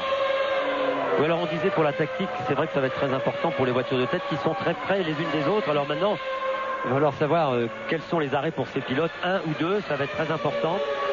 2 ou 3 même, peut-être, puisqu'on a vu qu'on s'arrêtait très tôt. Il faudrait savoir ici qu'à Interlagos, la rentrée dans les stands se produit très très loin des stands, que la route pour arriver au stand est très longue et qu'on perd beaucoup de temps. Alors on hésite à faire beaucoup d'arrêts parce que 35 secondes, 35 à 38 secondes pour faire un temps, c'est assez pénalisant. Si on veut mettre un seul arrêt, il faut remplir le réservoir et ça va prendre à peu près 35 à 36 secondes. Alors Jacques Lafitte, une hypothèse aussi, c'est que Johnny Herbert est parti avec des pneus tendres. Or, il fait tout de même assez chaud sur cette piste d'Interlagos et peut-être que les pneus doivent être changer au moins 3 fois. Telle serait la raison de l'arrêt, peut-être un peu prématuré, de Johnny Herbert. Oui, c'est peut-être possible, Jean-Louis, mais on s'est aperçu pendant les séances d'essai que entre les pneus durs et les pneus tendres, il y avait très peu d'écart. Alors effectivement, sur la longueur de la course et la température extérieure, qui n'est pas aussi importante qu'elle est d'habitude, ça me paraît quand même étonnant que Herbert ait choisi de faire 3 arrêts. Ce qui est assez surprenant dans le chef de l'équipe Sauber, c'est que la voiture se comporte mieux avec beaucoup d'essence qu'à vide. On s'est rendu compte qu'en qualification, Herbert n'était pas du tout dans le coup. Il s'est qualifié seulement en 7e ligne, alors que lors des essais libres où on roule avec beaucoup d'essence, Herbert a pointé souvent lors des séances d'essais de vendredi et de samedi matin en 3e, 4e, 5e position. Oui, c'est ce qui est très étonnant de le voir s'arrêter aussitôt, mais bon, il y a peut-être une tactique de course qui est complètement différente à travers les deux équipiers. Alors, à propos de la tactique, on va s'arrêter chez McLaren Mercedes bientôt. Intéressant, rétroviseur gris, c'est la voiture d'Hakkinen, ici, derrière Schumacher. Alors que... Verstappen, la deuxième tirelle, s'arrête aussi dans les stands après Salo Verstappen. Hakkinen, est-ce que c'est lui qui va rentrer? Schumacher devant lui en 3e position. Hakkinen 4e. Schumacher, Hakkinen, non, je crois que c'est Coulthard qui va rentrer. Je pense que Coulthard va s'arrêter parce qu'il est freiné certainement par Damon Hill et qu'il ne tourne pas assez vite. Donc on va d'abord faire rentrer Coulthard. On va voir l'usure des pneus de Coulthard qui pourrait donner quelques indications à Goodyear et à son équipe. Et puis c'est logique aussi, Jacques et Pierre, parce que Coulthard est placé loin derrière et qu'il vaut mieux laisser Mika Hakkinen bien cavaler en tête et faire sa course. Autant vérifier tout de suite tout ce qui se passe sur la voiture de Coulthard d'abord. Oui, et puis ça s'anime de plus en plus. On est en train de se placer chez Benetton avec les gommes, chez Ferrari également. On vient de sortir les tuyaux de ravitaillement. Et chez Williams, ça ne saurait tarder. Attention, voici une nouvelle auto, c'est David Coulthard qui est au stand. Le premier chez McLaren. Alors qu'on voit Herbert qui repasse Verstappen à l'image. Coulthard avec la McLaren Mercedes au stand. L'autre McLaren Mercedes, celle de Mika Hakkinen. Voilà, rétroviseur rouge, c'est Coulthard, il repart. Après un arrêt d'à peu près 8 secondes et demie. Donc, vraisemblablement, plusieurs arrêts, évidemment. Au moins 2, peut-être même 3. Plusieurs enfin, en tout cas, différentes tactiques peut-être entre les deux voitures de l'écurie. Allez, disons 2 arrêts. Un au 22e, 21e tour. Ça veut dire le suivant au 44e tour. C'est limite, hein, quand même, pour faire 72 tours. C'est limite, mais il s'est arrêté 28 secondes. David Coulthard, ce qui veut dire qu'il n'y a pas eu beaucoup d'essence. 28 secondes en tout, c'est-à-dire entre, évidemment... arrête Berger. Alors, à propos de ces arrêts, voilà Berger qui s'arrête. Il était 2e à 8 secondes à peine de Jacques Villeneuve. C'est donc très important chez Benetton de bien réussir son coup. On va voir si Villeneuve va s'arrêter aussi. Berger repart en tout cas après un arrêt très rapide, 7 secondes et quelques. Oui, ils ont intérêt à faire rapidement, Pierre. Parce qu'on vient de passer la flèche à Jean Alési. Donc au tour prochain, Jean va rentrer. En espérant que la radio fonctionne bien cette fois-ci. Alors on aura une idée un peu plus précise maintenant de la tactique employée par les écuries qui disposent de Goodyear. Vraisemblablement, ils sont partis en pneus tendres et les pneus tendres, il faut faire 2 arrêts. Voilà, ça c'est clair. Et Schumacher a adopté une bonne tactique. Il est toujours assez vite. Oh là là, vous voyez que les freins, les pneus commencent vraiment à s'user, qu'il est temps d'arrêter les voitures. Parce que les pilotes ont des problèmes au freinage. C'est le premier signe avant-coureur d'un arrêt prochain. Ça veut dire que les pneus sont très usés. Voilà les pneus tendres choisis par certains dans le camp Goodyear. Hakkinen est en pneus tendres, les Benetton aussi, alors que la Ferrari de Schumacher est en pneus durs. Schumacher qui va peut-être s'arrêter une fois de moins que ses rivaux immédiats. Oui, on pourrait penser aussi qu'Olivier Panis sur la Prost ne va effectuer qu'un seul arrêt. On lui souhaite, ça lui permettrait, regardez le replay le blocage de roue d'Hakkinen. Très très fort blocage, grosse difficulté pour s'arrêter et on comprend que voilà. Allez-y, rentre au stand. Radio Benetton a bien fonctionné cette fois. Alors on parlait du côté très pénalisant de ce retour au stand. Regardez l'attaque, hein, c'est un vrai slalom. Et puis la ligne blanche, vous avez vu la ligne blanche. La ligne blanche, ça veut dire attention, 120 km/h. Et Jacques, petite info, le temps que nous avons là, les 28 secondes à peu près, c'est entre les 2 lignes blanches. Or, c'est beaucoup plus pénalisant que ça, évidemment. Il y a à peu près 800 mètres de piste de décélération. C'est pour ça que tout à l'heure, je vous disais 35 secondes. Voilà, en réalité, c'est plutôt 35 secondes que 28. Arrêt très court de Jean Alési sur la Benetton. Alors ça, ce sera Eddie Irvine qui va rentrer le premier au prochain tour. Eh bien, ça, c'est tout à fait passionnant. On va voir comment ces pilotes vont se replacer après tous leurs arrêts. Je vous propose de marquer une petite pause publicitaire maintenant et de revenir faire le point à Interlagos dans quelques instants. Au moment précis où Jacques Villeneuve s'immobilise devant le stand Williams-Renault. Jacques Villeneuve en tête du Grand Prix du Brésil depuis le départ. 6 secondes 8 d'arrêt. Villeneuve au 26e tour s'arrête une première fois. Il s'arrêtera donc à 2 reprises. Voici Schumacher dans les stands juste au moment où les mécaniciens de Williams viennent de s'enlever. Schumacher à son tour ravitaille. Lui aussi va donc s'arrêter à 2 reprises malgré le choix de pneus durs chez Ferrari. 7 secondes pour Schumacher. Et il y avait 20 secondes d'écart à peu près entre Villeneuve et Schumacher avant l'arrêt des 2 hommes. Mais évidemment, il y a Gerhard Berger qui était entre eux deux et qui avait déjà ravitaillé. Décidément, excusez-moi Pierre, chez Williams, on ne chôme pas puisqu'on est de nouveau prêt pour accueillir Harald Frentzen. Évidemment.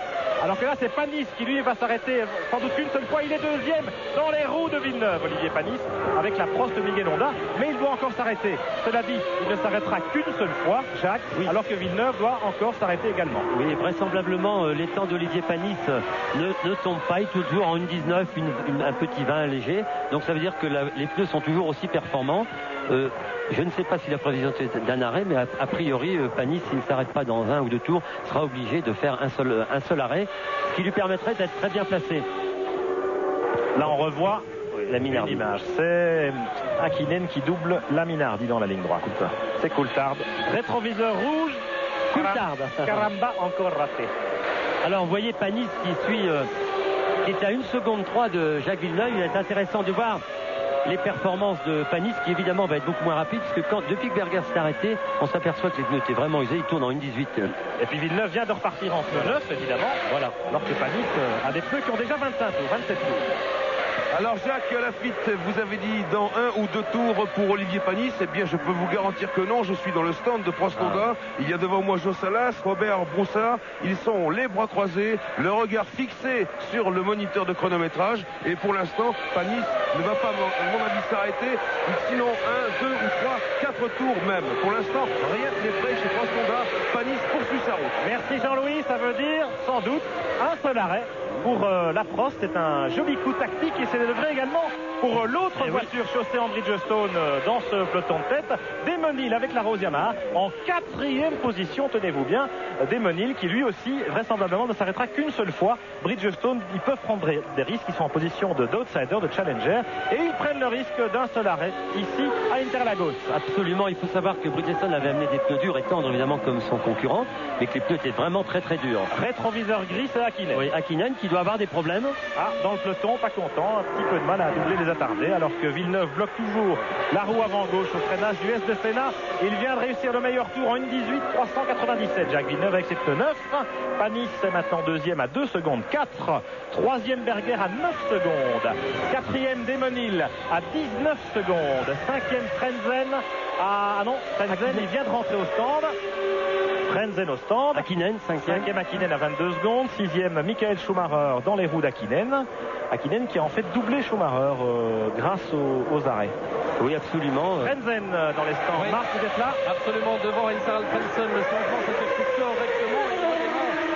Harald qui a beaucoup essayé les ravitaillements avec sa nouvelle écurie Williams. Parce que la procédure n'est pas du tout celle qu'il connaissait chez Sauber la saison dernière. Et Karl Garden, l'homme qui tient la sucette, le panneau, vous savez, le 7 mécanicien, c'est lui qui dirige la manœuvre. Et c'est lui qui a dit à Frentzen, lorsqu'on ravitaille, tu me regardes, moi, tu m'écoutes, tu me regardes dans les yeux, c'est moi qui te donne les ordres, c'est moi qui te dis quoi dire, quand arrêter et quand repartir. Et ça, c'est nouveau pour Frentzen. Voilà, ne pas être distrait par quoi que ce soit d'autre. Alors, on peut constater que Olivier Panis tourne en 1,19,5, c'est un très joli temps, que Berger tourne 5/10 plus vite, mais il faut savoir que Berger a des pneus neufs et qu'étant à 10 secondes de Olivier, va pas le rattraper aussi facilement que ça. Et je suis très heureux de voir que la Prost de Panis est très performante. Presque à mi-course maintenant. Ouais, joli coup. Joli coup de la part de Olivier Panis et de l'écurie Prost. Et puis de leur manufacturier de pneus. Un seul arrêt. C'est visiblement un bon choix. Enfin, on verra ça tout à l'heure. Alors qu'ici, on revoit une image. C'est Frentzen qui fait patiner ses roues au moment où ça repart après le pit stop. À l'image Damon Hill avec la Rose Yamaha numéro 1. Damon Hill en 4e position. C'est formidable. À 20 secondes à peine du leader Jacques Villeneuve. Qui l'aurait cru, Jacques? Oui, c'est formidable. Et puis, on s'aperçoit qu'Hakkinen, il y a les fous furieux derrière qui arrivent sur lui. Hakkinen, Schumacher, allez-y. Ça va être une belle passe d'armes. Et Damonil doit être tellement content d'être devant tous ces gens, tous ces pilotes, et avec sa voiture beaucoup moins performante que ses poursuivants. Il doit boire du petit lait parce qu'il y avait eu pas mal de moqueries ou de condescendance après la contre-performance du champion du monde et de sa nouvelle équipe au Grand Prix d'Australie à Melbourne. Belle revanche en tout cas pour l'instant pour Hill, Arrose, Yamaha, Villeneuve dans la montée. Et le V10 Renault qui donne toute la cavalerie pour creuser l'écart. Villeneuve attaque en pneu neuf, une 18.3, une 18.6. Il a creusé l'écart par rapport à Panis à 4 secondes maintenant. Panis toujours deuxième sur la Prost Mugen Honda. Et Villeneuve qui va être un petit peu gêné par les voitures attardées. Il va faire les affaires d'Olivier Panis. C'est une Tyrrell, mais c'est son copain, Mika Salo. Alors si c'est Salo, nul doute qu'il va lui ouvrir la porte à Jacques Villeneuve.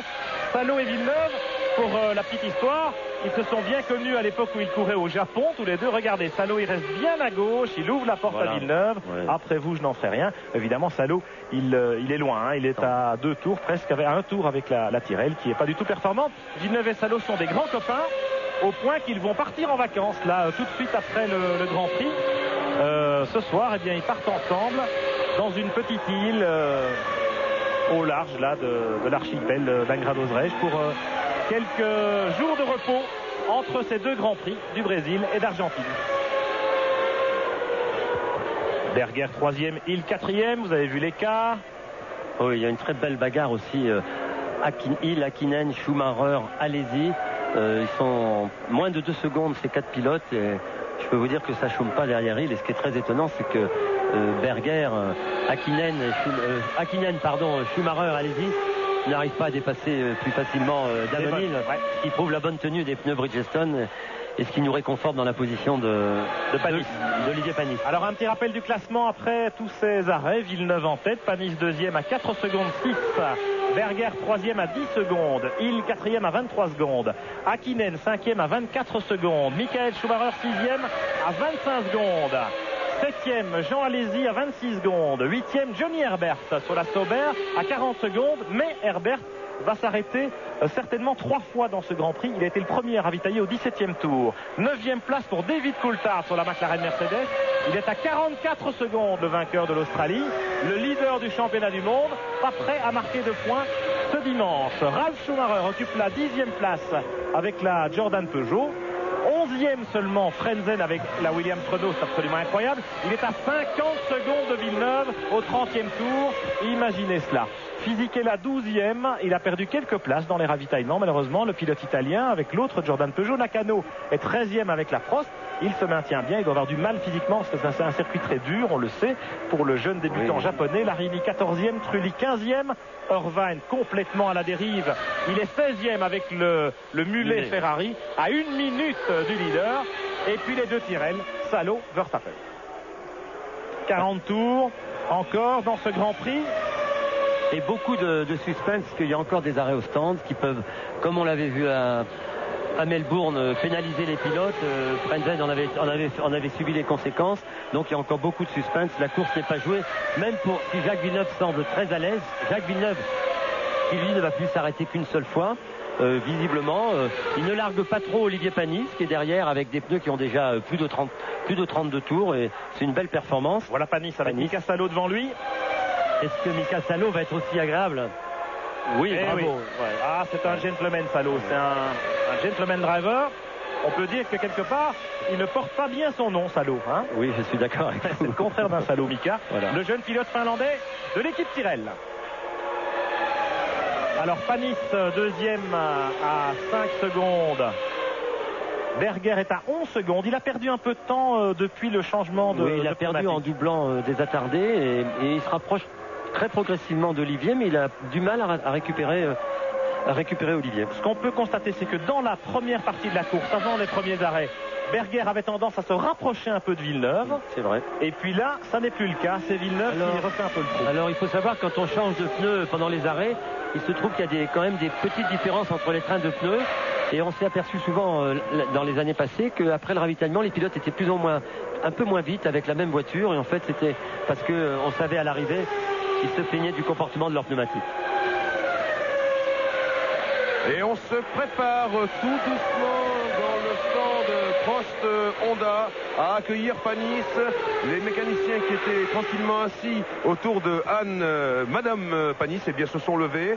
On prépare les roues et bientôt le stand Prost va se mettre en place pour accueillir Olivier Panis, qui ne fera donc qu'un seul et unique ravitaillement. En tout cas, à l'image, on a un Olivier Panis impérial, aucun blocage de roue, ce qui veut dire que ses pneus sont en parfaite santé, une légère petite fumée derrière ses échappements, mais ce ne sont à mon avis que des problèmes d'échappement.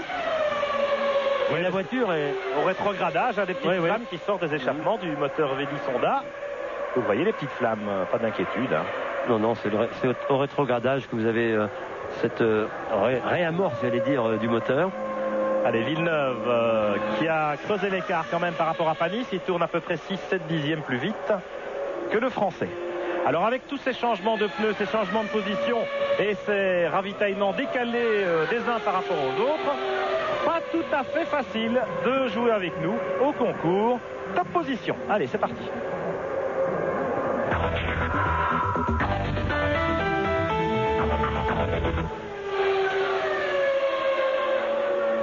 (36-15) code TF1 pour jouer avec nous. Alors, en donnant les 3 premiers dans l'ordre. On s'aperçoit aussi que derrière, Ralf Schumacher, qui depuis son arrêt au stand, maintenant sur la Jordan Peugeot, est très performant. Il tourne en 1.18.8, qui est à peu près la cadence des leaders de la course, en tout cas de Jacques Villeneuve, qui prouve que Ralf Schumacher a trouvé des pneus très très équilibrés.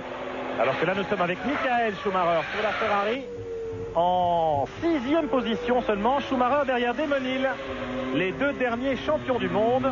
Quelle situation, Pierre, de voir Damon Hill résister à Michael Schumacher sur la Ferrari, alors qu'on pense et que les gens pensent qu'il dispose d'une monture bien moins performante que la Ferrari. Attention chez Panis. Arrêt imminent d'Olivier Panis. Pas de couverture chauffante sur les roues. Donc il est là, Olivier. Il arrive.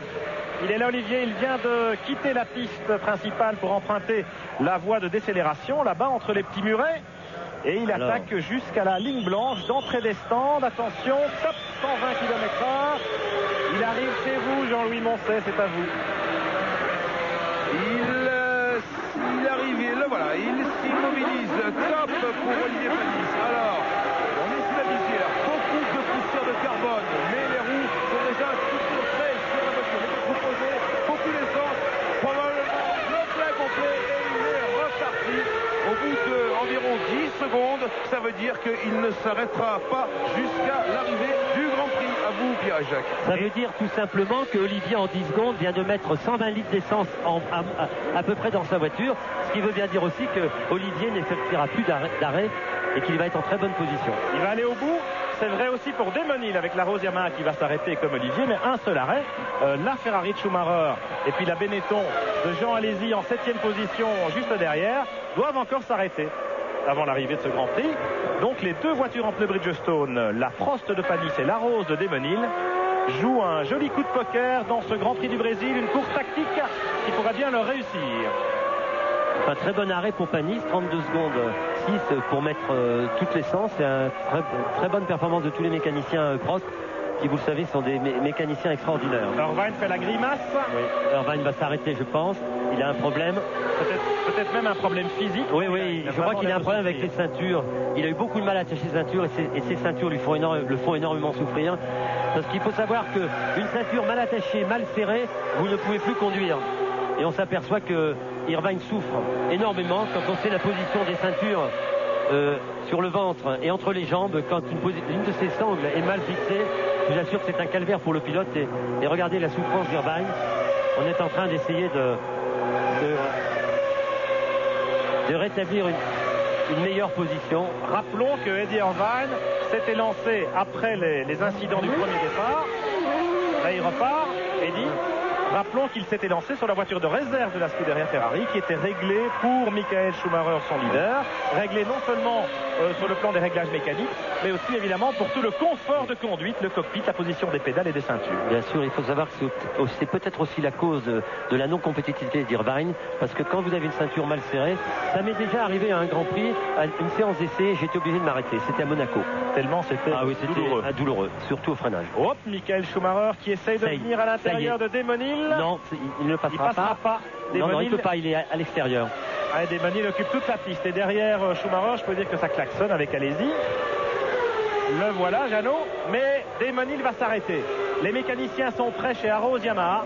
Et Desmonil devrait s'arrêter là. Regardez, il s'écarte. Non, il continue encore un tour. Alors je crains beaucoup pour lui à la fin de la ligne droite. Parce qu'il a un moteur Yamaha qui est assez puissant en ligne droite. Et d'ailleurs, Schumacher a beaucoup de mal à revenir pour lui. Par contre, il est très très difficile à l'accélération. Voilà. C'était très beau dépassement. Et voilà. Limité. Allez-y qui vient faire l'extérieur à Desmonil. Attention, il est passé. Ce que je vous disais tout à l'heure pour le départ, c'est que quand une voiture se fait doubler, l'erreur de Villeneuve, au départ, il a eu peur que quelqu'un s'immisce aussi. C'est exactement ce que vient de faire Alesi dans le sillage de Schumacher. Et quand un pilote doublé s'écarte, il a souvent la chance de perdre encore, pas seulement une place, mais 2 places. Mais ce n'est pas grave pour Desmonil qui doit s'arrêter à son stand. Alors, petite lumière rouge là sur le volant d'Alesi, vous l'avez vu sur le tableau de bord. Eh bien, c'est le contour digital qui lui signale qu'il faut monter un rapport. Allez, nous on va tourner une petite page de pub avant de... Non, pas tout de suite.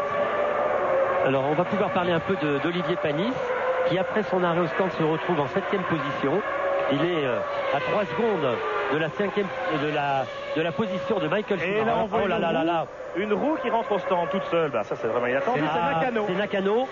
Nakano sur 3 roues. Alors on pourrait penser que Nakano dans le premier départ a été un peu dans la terre et qu'il a dû se passer un problème, mais c'est pas trop grave, il rentre au stand, il devait ravitailler, espérons qu'on va pouvoir lui remettre une roue sans incident. En tout cas, heureusement que ça lui arrive là. Oui. Heureusement que la roue n'est pas sur la piste. Et voilà Desmonil. Attention, Desmonil, Nakano, les pilotes en Bridgestone, un seul arrêt. Desmonil avec la Arrows Yamaha qui va ravitailler. Il y a un problème de suspension sur la voiture de Nakano, mais c'est réglé. En réalité, il a calé. En réalité, il n'arrivait pas à remettre la roue naturellement. Il n'arrivait pas à glisser le cric sous la voiture, enfin le lève vite, et c'est pour ça que les mécaniciens ont dû s'emparer de la voiture de Nakano, la soulever à la main, et il a pu repartir, Nakano. Desmonil, beaucoup d'essence dans la Arrows Yamaha également, comme pour Panis tout à l'heure. Il était 6e avant son arrêt, et il repart. Alors que chez McLaren, on attend maintenant Coulthard et Häkkinen pour leur 2e arrêt. On sait que Panis et Hill n'en effectueront qu'un seul finalement dans ce Grand Prix. Alors que si Eddie Irvine s'est arrêté tout à l'heure au stand de Ferrari, ce n'est peut-être pas un problème de ceinture, mais apparemment c'est la radio de bord de la Ferrari de l'Irlandais est out. Elle ne marche plus du tout. Alors il grimaçait beaucoup, on devait lui dire des drôles de choses à la radio. Donc franchement, ça devait peut-être... Sincèrement, je pense que ça devait être plutôt les ceintures parce qu'il grimaçait, il a eu très mal et c'est ce qui explique aussi cette mauvaise position. Il ne peut pas être aussi loin avec sa voiture. Cela dit, il n'est pas impossible qu'il y avait également des problèmes de communication entre Irvine et son stand. Oui, c'est sûr, la radio est assez. Häkkinen, attention. Häkkinen au stand avec la McLaren Mercedes. Häkkinen en 3e position avant son arrêt. Un candidat sérieux au podium. Et ça repart. Alors, arrêt plus court que pour les voitures en Bridgestone, puisqu'on embarque moins d'essence avec 2 arrêts. Ce qui veut dire aussi que Olivier Panis, qui est maintenant en 6e position, très très près des 2 voitures qu'il précède, qui sont Michael Schumacher et Alesi, va les doubler de toute façon au ravitaillement, même s'il n'a pas besoin de les rattraper. Et je pense qu'il va s'employer parce qu'il tourne 1 seconde plus vite que ses pilotes. Et dans 3-4 tours, Olivier sera dans les roues des gens qui sont devant lui. En tout cas, par exemple, Häkkinen, qu'on vient de voir au stand, va repartir derrière Panis. Ça, c'est évident. Voilà Ralf Schumacher au stand Jordan Peugeot. Petite inquiétude, non.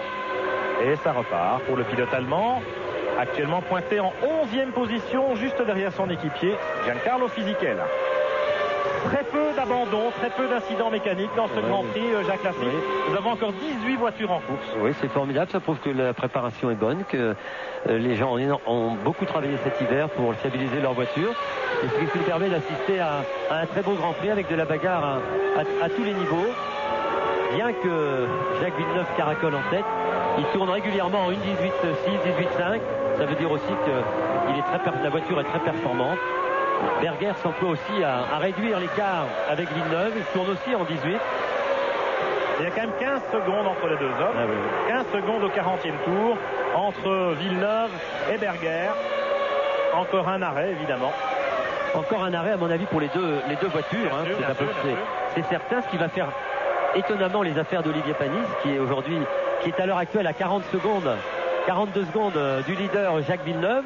Et quand on sait qu'on perd à peu près 35 secondes d'un arrêt, si Olivier cravache, il va se retrouver avant la fin de la course à 4-5 secondes des leaders. Et je pense qu'on peut avoir Olivier certainement sur le podium.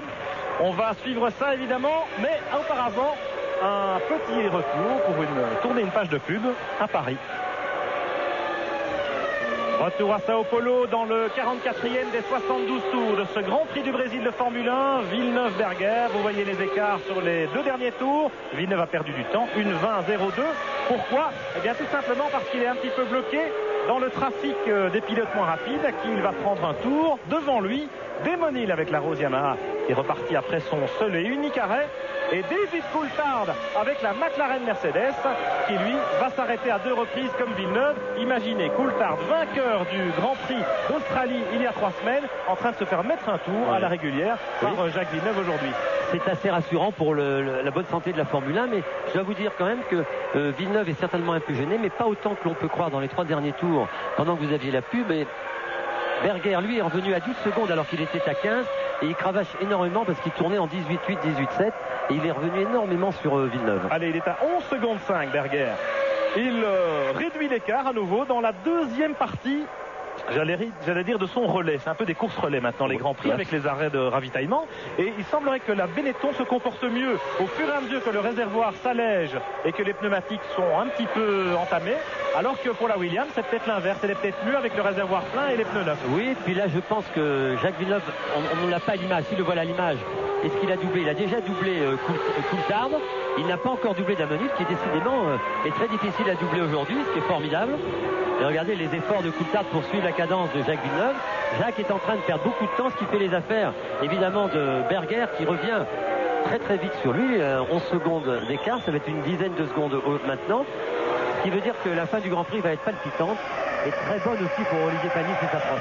D'autant que Jacques Villeneuve va rentrer au stand. Il arrive et Berger va se retrouver en tête de ce Grand Prix. On a réagi très vite du côté de chez Williams Renault.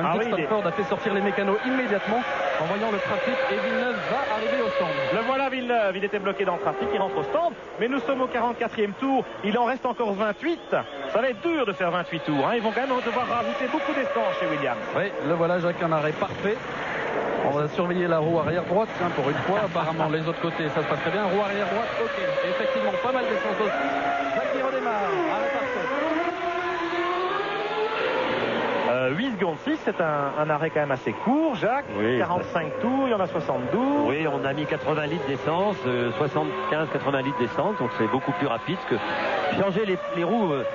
Tous les écuries le font en 4-5 secondes. Et ce qui maintenant pénalise l'arrêt au stand, c'est suivant l'essence que l'on met dans le réservoir. Schumacher s'arrête à son tour. Ah ouais, formidable. Allez, dans le même tour que Villeneuve, comme tout à l'heure. Olivier Panis va se retrouver en 3e position. Olivier qui tient une très bonne cadence. Schumacher 8 secondes 3 chez Ferrari, à peu près pareil que Williams. Gerhard Berger maintenant quitte la tête du Grand Prix avec la Benetton Renault, mais il doit évidemment s'arrêter aussi, encore une fois, ce qui n'est pas le cas d'Olivier Panis. Il y a Jean Alesi qui occupe la 3e place, lui aussi va s'arrêter. Regardez, chez Benetton on se prépare. Il y a une Sauber qui vient de passer. Voilà Berger en tête au passage de la ligne, 46 tours. Berger avec les Benetton Renault qui ont bien repris du poil de la bête après leur relative contre-performance lors de l'épreuve d'ouverture en Australie. Benetton Renault bien qualifié, Berger 3e ici, et qui confirme en course le bon comportement de la voiture. Villeneuve actuellement pointe à 18 secondes de Berger. On sait que Berger va perdre une petite trentaine de secondes dans son arrêt, donc l'écart entre les deux hommes aussi toujours autour de 10-12 secondes. Voilà. Panis est 3e maintenant à 31 secondes. C'est Jean Alesi qui arrive. John Villadelprat, le manager de Benetton, lui fait un grand signe. Top. Ravitaillement et carburant. Vous voyez les pneumatiques, c'est déjà fait. Et 8 secondes 7. Tout le monde est à peu près dans le même temps. Et Alesi repart à la cravache jusqu'à la sortie des stands. 120 km/h, vitesse limitée. Berger doit encore s'arrêter, il est à l'autre bout du circuit, là-bas dans le virage à gauche qui commande toute la ligne droite en montée. Oui, mais il va pas tarder à arriver. Les mécanos se sont remis en place. Johan Villadelpra avec sa moustache qui est appelée et elle lui a indiqué sa position pour son ravitaillement. Encore un tour pour Berger. Il passe devant vous à l'instant. Et je peux vous rassurer quand on sort de Jacques Villeneuve, Pierre et Jacques, parce que ici, à l'état-major Renault Sport, devant les ordinateurs, eh bien, Bernard Dudot m'a fait signe que tout était absolument OK. Et je vois même Patrick Faure, le président de Renault Sport, en train de sourire largement. Vous voyez donc que tout va bien, rassurez-vous. Parfait, Berger devant Villeneuve, 17 secondes d'écart. Villeneuve en pneu neuf, évidemment, il va s'en donner à cœur joie pour réduire un petit peu ce retard. Et Berger ne devrait pas trop tarder avant de ravitailler. On a vu le panneau, hein, les mécaniciens qui ont passé le panneau P1 Tires avec la flèche rouge pour entrer. Berger va donc s'arrêter à la fin de ce tour-ci, alors qu'il restera 24 tours à boucler pour le pilote autrichien. Panis, troisième à 32 secondes. Eh bien, ma foi, il va peut-être repartir à peu près égalité avec Berger, hein, Jacques? Oui, surtout que maintenant, il n'y a plus que Berger à s'arrêter et Frentzen. Et après ces deux arrêts, on va pouvoir se faire une idée plus précise de la fin de course, en tout cas de ce qui va se passer pour les derniers 24 tours de ce Grand Prix extraordinaire. Et on va voir qu'Olivier Panis va posséder une position très confortable en troisième position après l'arrêt de Berger, peut-être deuxième. Voilà Berger. Voilà Gerhard. Allez, slalom spécial, c'est parti, regardez. Très rapide. Il faut attaquer là entre les petits rails, les petits murets. Il fallait le plus vite possible se jeter sur la ligne blanche là à l'entrée des stands. Top.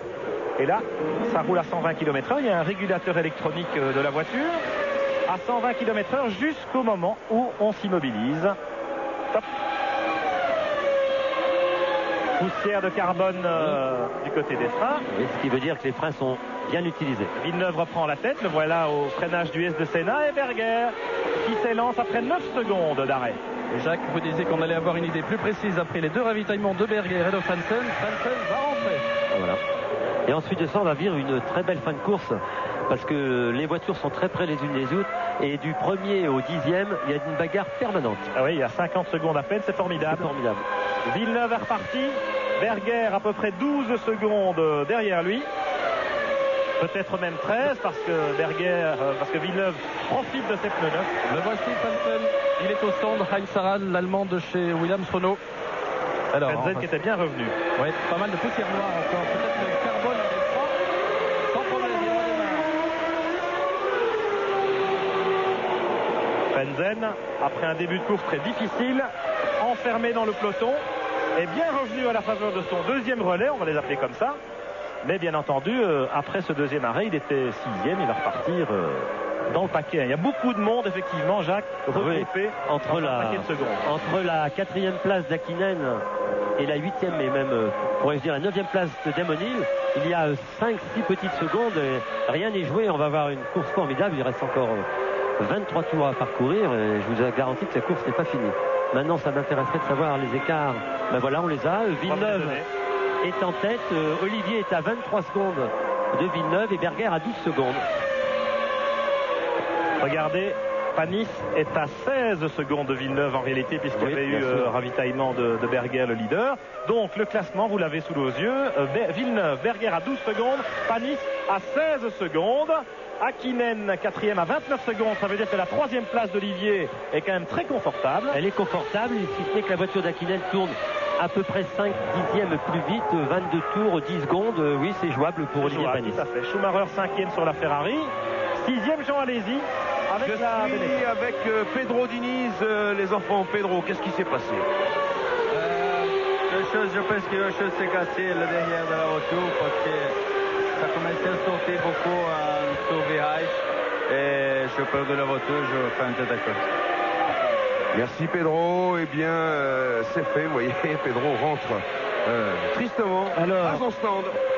Ce qui va faire les affaires d'Olivier Panis, c'est que Michael Schumacher est très près de la voiture d'Hakkinen et qui vont certainement se frotter durant ces 24 tours, et ça va peut-être aider Olivier à garder son avantage sur la voiture d'Hakkinen. Mais Olivier tourne régulièrement en 19.5, Hakkinen en 19, Schumacher en 19.1, Villeneuve en 19.2 et Berger toujours le plus rapide en 18.6, ce qui veut dire qu'il est 5-6 dixièmes plus rapide que Villeneuve et qu'il n'y a encore effectivement que 11 secondes d'écart, et c'est encore jouable pour Berger.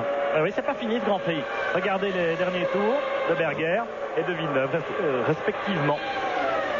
Villeneuve un petit peu moins constant, un petit peu moins régulier que Gerhard Berger. Et ça n'est pas forcément lié au trafic. Il faut quand même dire que Villeneuve a des freins de 28. Donc je ne pense pas que Villeneuve va avoir des problèmes de frein d'ici la fin de la course. Alors, un petit point du classement au 50e tour. Voilà, le classement des fils. Villeneuve, Berger, Panis. Les écarts, vous les connaissez. 11 secondes, 16 secondes. Hakkinen, Schumacher, allez-y, 6e. Et tout ça se tient dans un mouchoir. Je peux vous dire que Hakkinen, Schumacher, allez-y, ils sont quasiment roue dans roue. Herbert est 7e. Frenzen, 8e. Mais Herbert va encore s'arrêter une fois. Il, 9e. Il ne fait qu'un seul arrêt. Fisichella, 10e avec la Jordan Peugeot. Et puis David Coulthard et Ralf Schumacher un peu plus loin. Larini est 13e, Trulli 14e, Salo 15e, Nakano 16e, Irvine 17e, Verstappen 18e, Katayama 19e, 19 voitures en course sur les 22 qui ont pris le départ. Oui, il faut expliquer aussi que la température n'est pas très élevée, que les voitures souffrent beaucoup moins, les moteurs moins de température permet une meilleure fiabilité de la voiture. Je vous signale que Olivier Panis vient de faire un tour en 19 ce qui veut dire que ses pneus sont toujours en bon état. Jacques, eh bien, je vous propose justement, Jacques et Pierre, une scène un petit peu calme dans ce Grand Prix extrêmement dur. Regardez Madame Panis et tous les mécaniciens de Panis en train de surveiller, changer, regarder l'écran, regarder le chronométrage. Et ils s'installent, mais voyez, c'est le plus grand calme dans l'équipe Prost Honda autour du stand d'Olivier Panis. Je pense que c'est une quiétude tout à fait aléatoire, parce que je peux vous dire que les mécaniciens et tout le staff Prost doivent être très inquiets.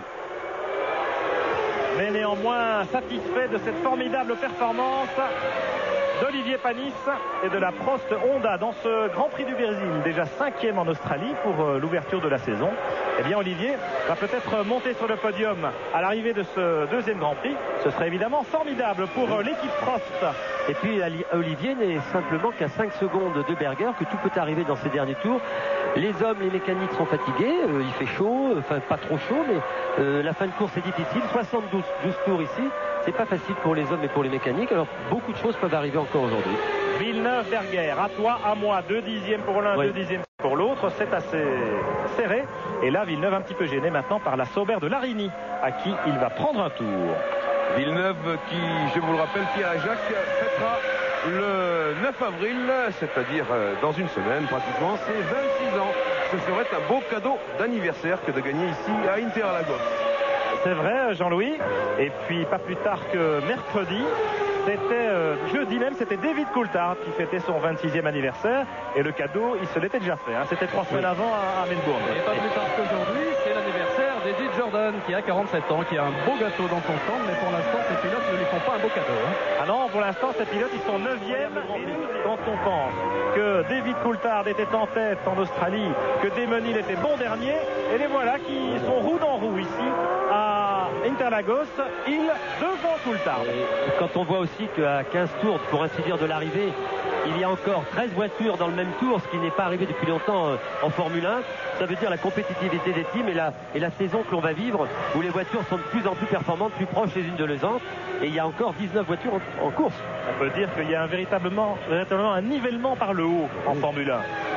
Ce qui est difficile à croire aussi, c'est qu'on est sur un circuit assez difficile en pilotage, assez difficile pour la mise au point de voiture, ce qui veut dire que le niveau de la Formule 1, Pierre, aujourd'hui, est très très haut.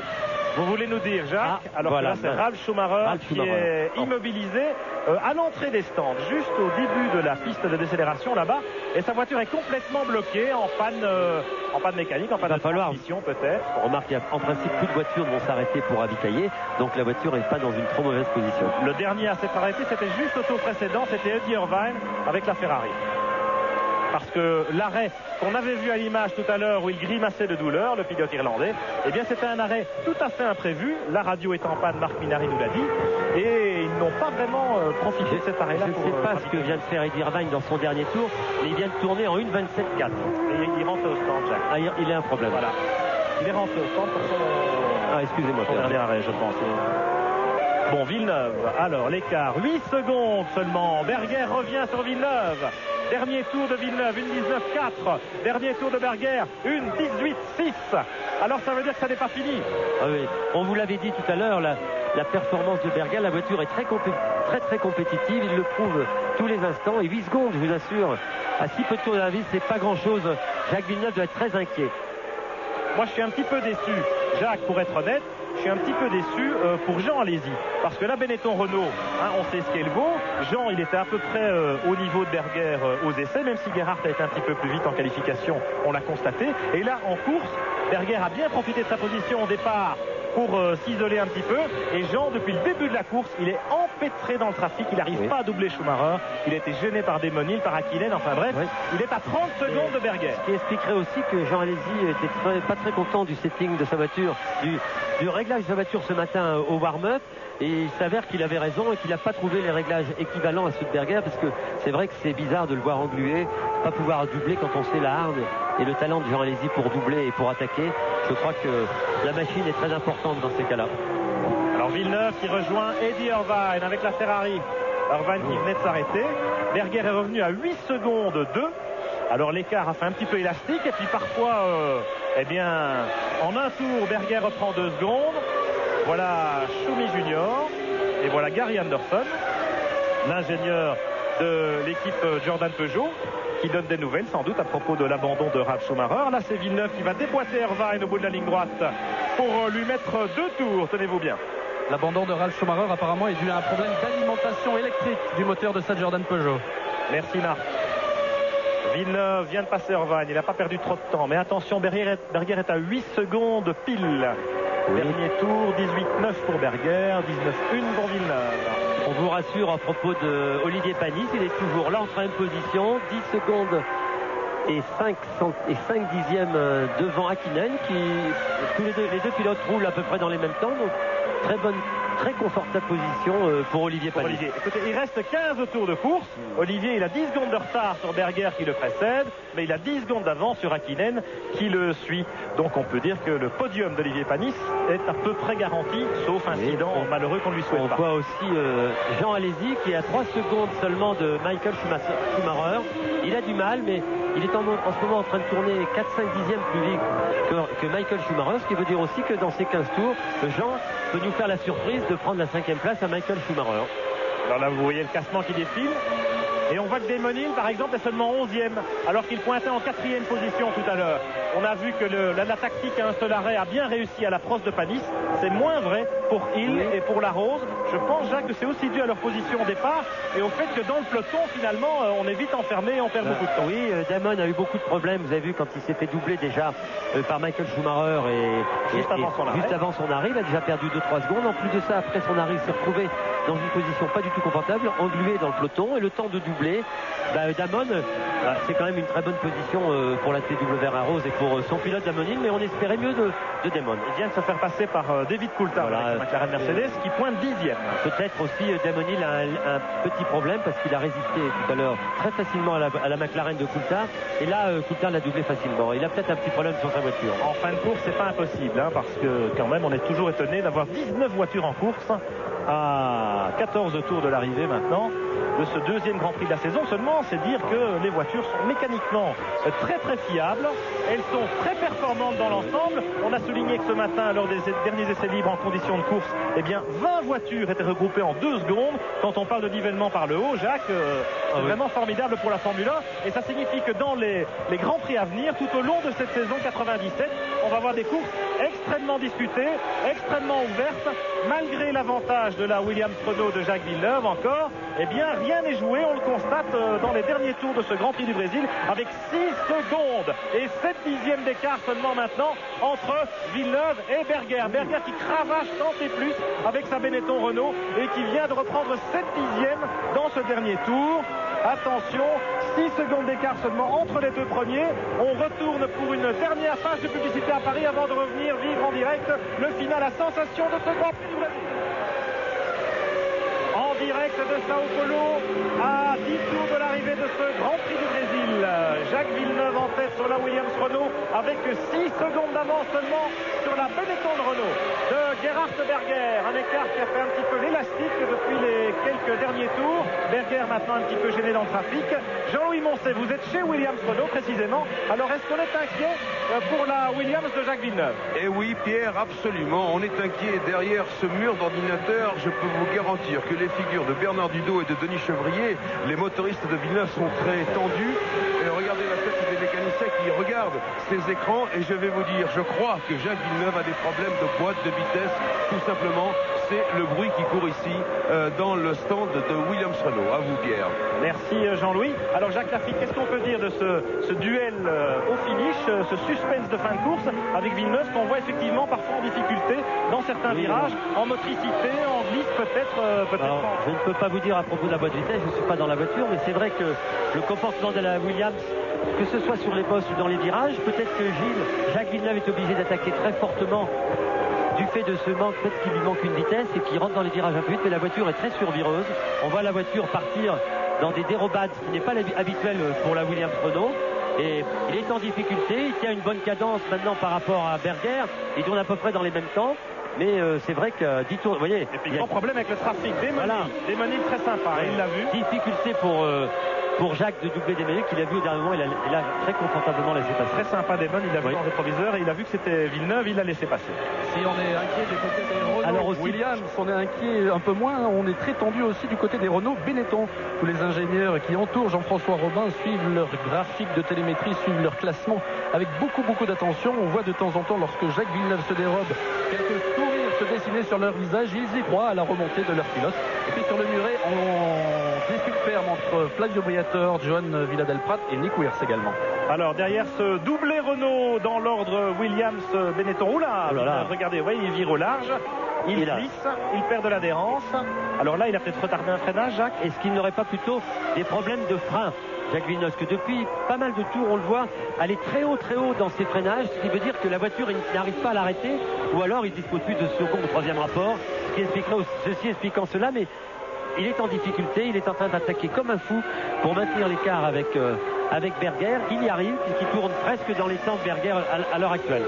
Alors souvenez-vous du final du Grand Prix d'Australie avec Frenzen qui a eu une panne de frein à 3 tours du drapeau à damier.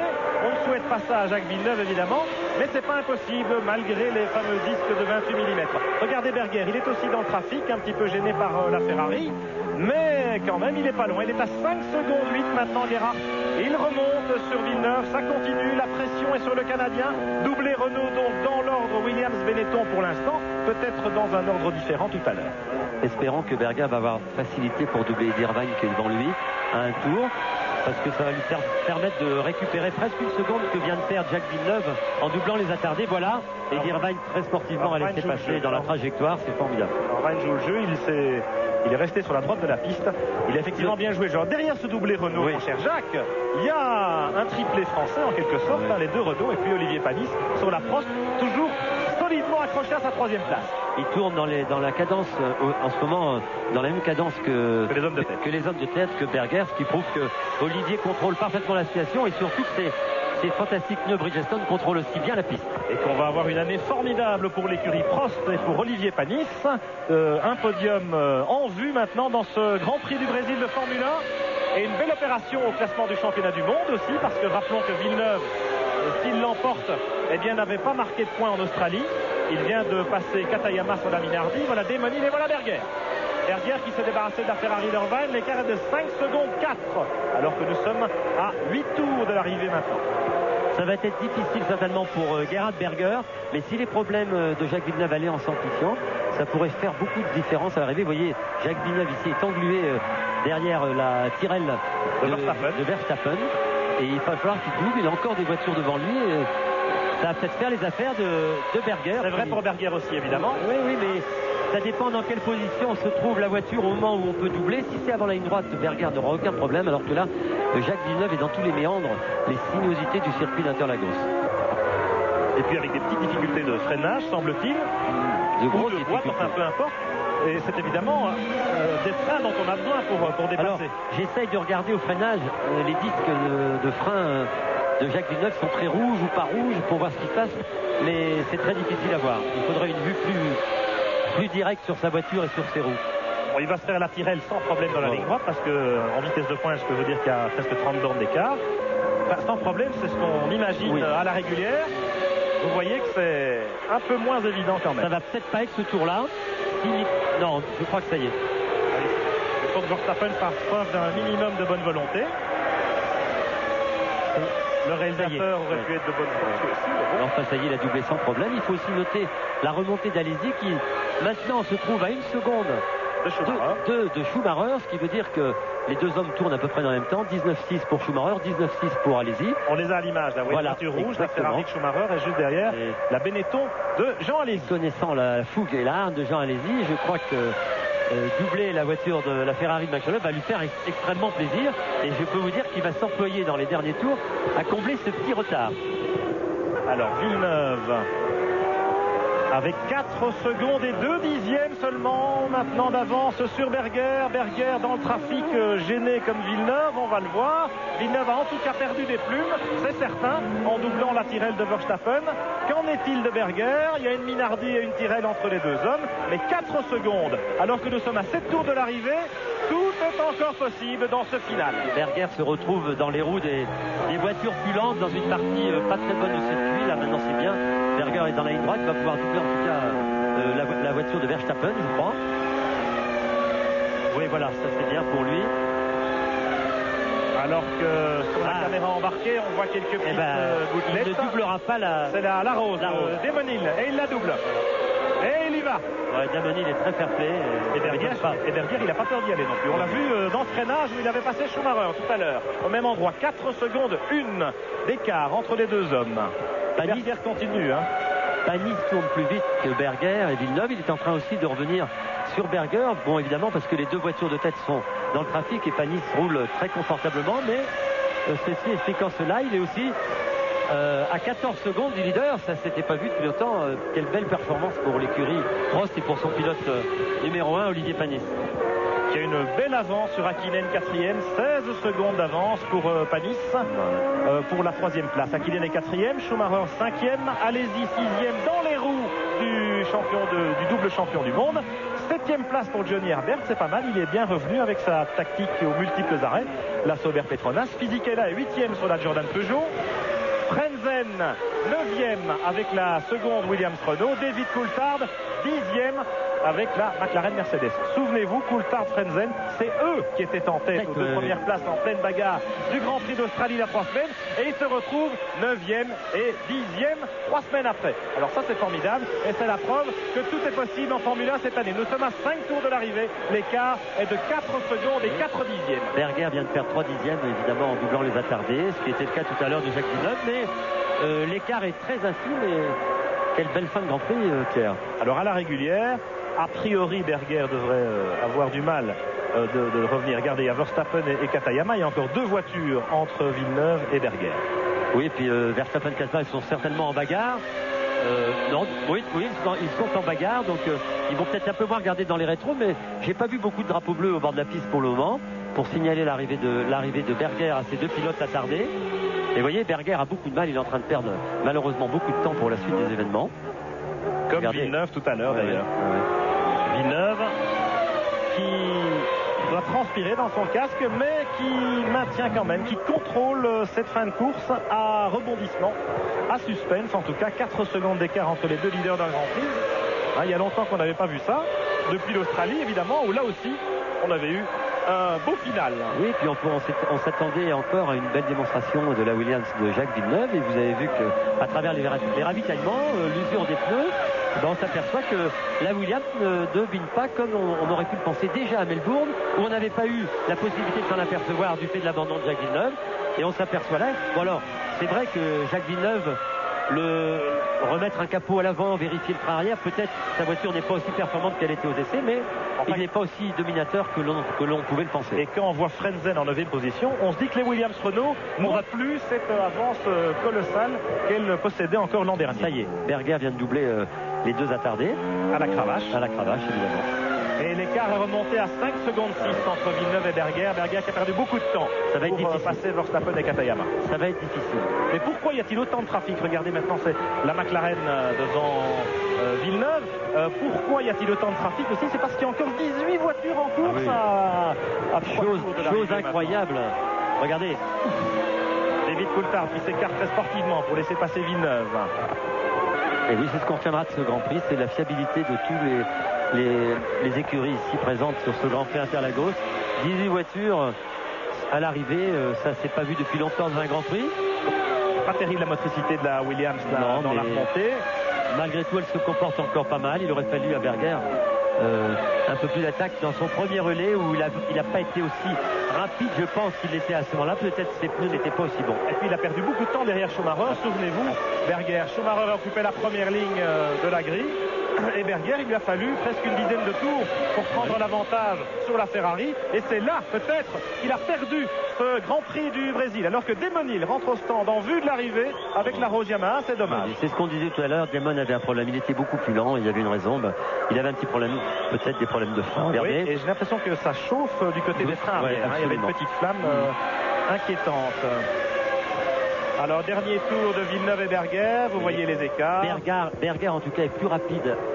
Ce n'est certainement pas la régulière, mais en tout cas, vous voyez. Ce ne sont pas les freins, Jacques, c'est tout simplement, je crois, un moteur, une boîte de vitesse qui a explosé parce que le feu de l'huile s'est communiqué rapidement à toute la voiture, mais vous voyez, c'était fait. Abandon de Damon Hill.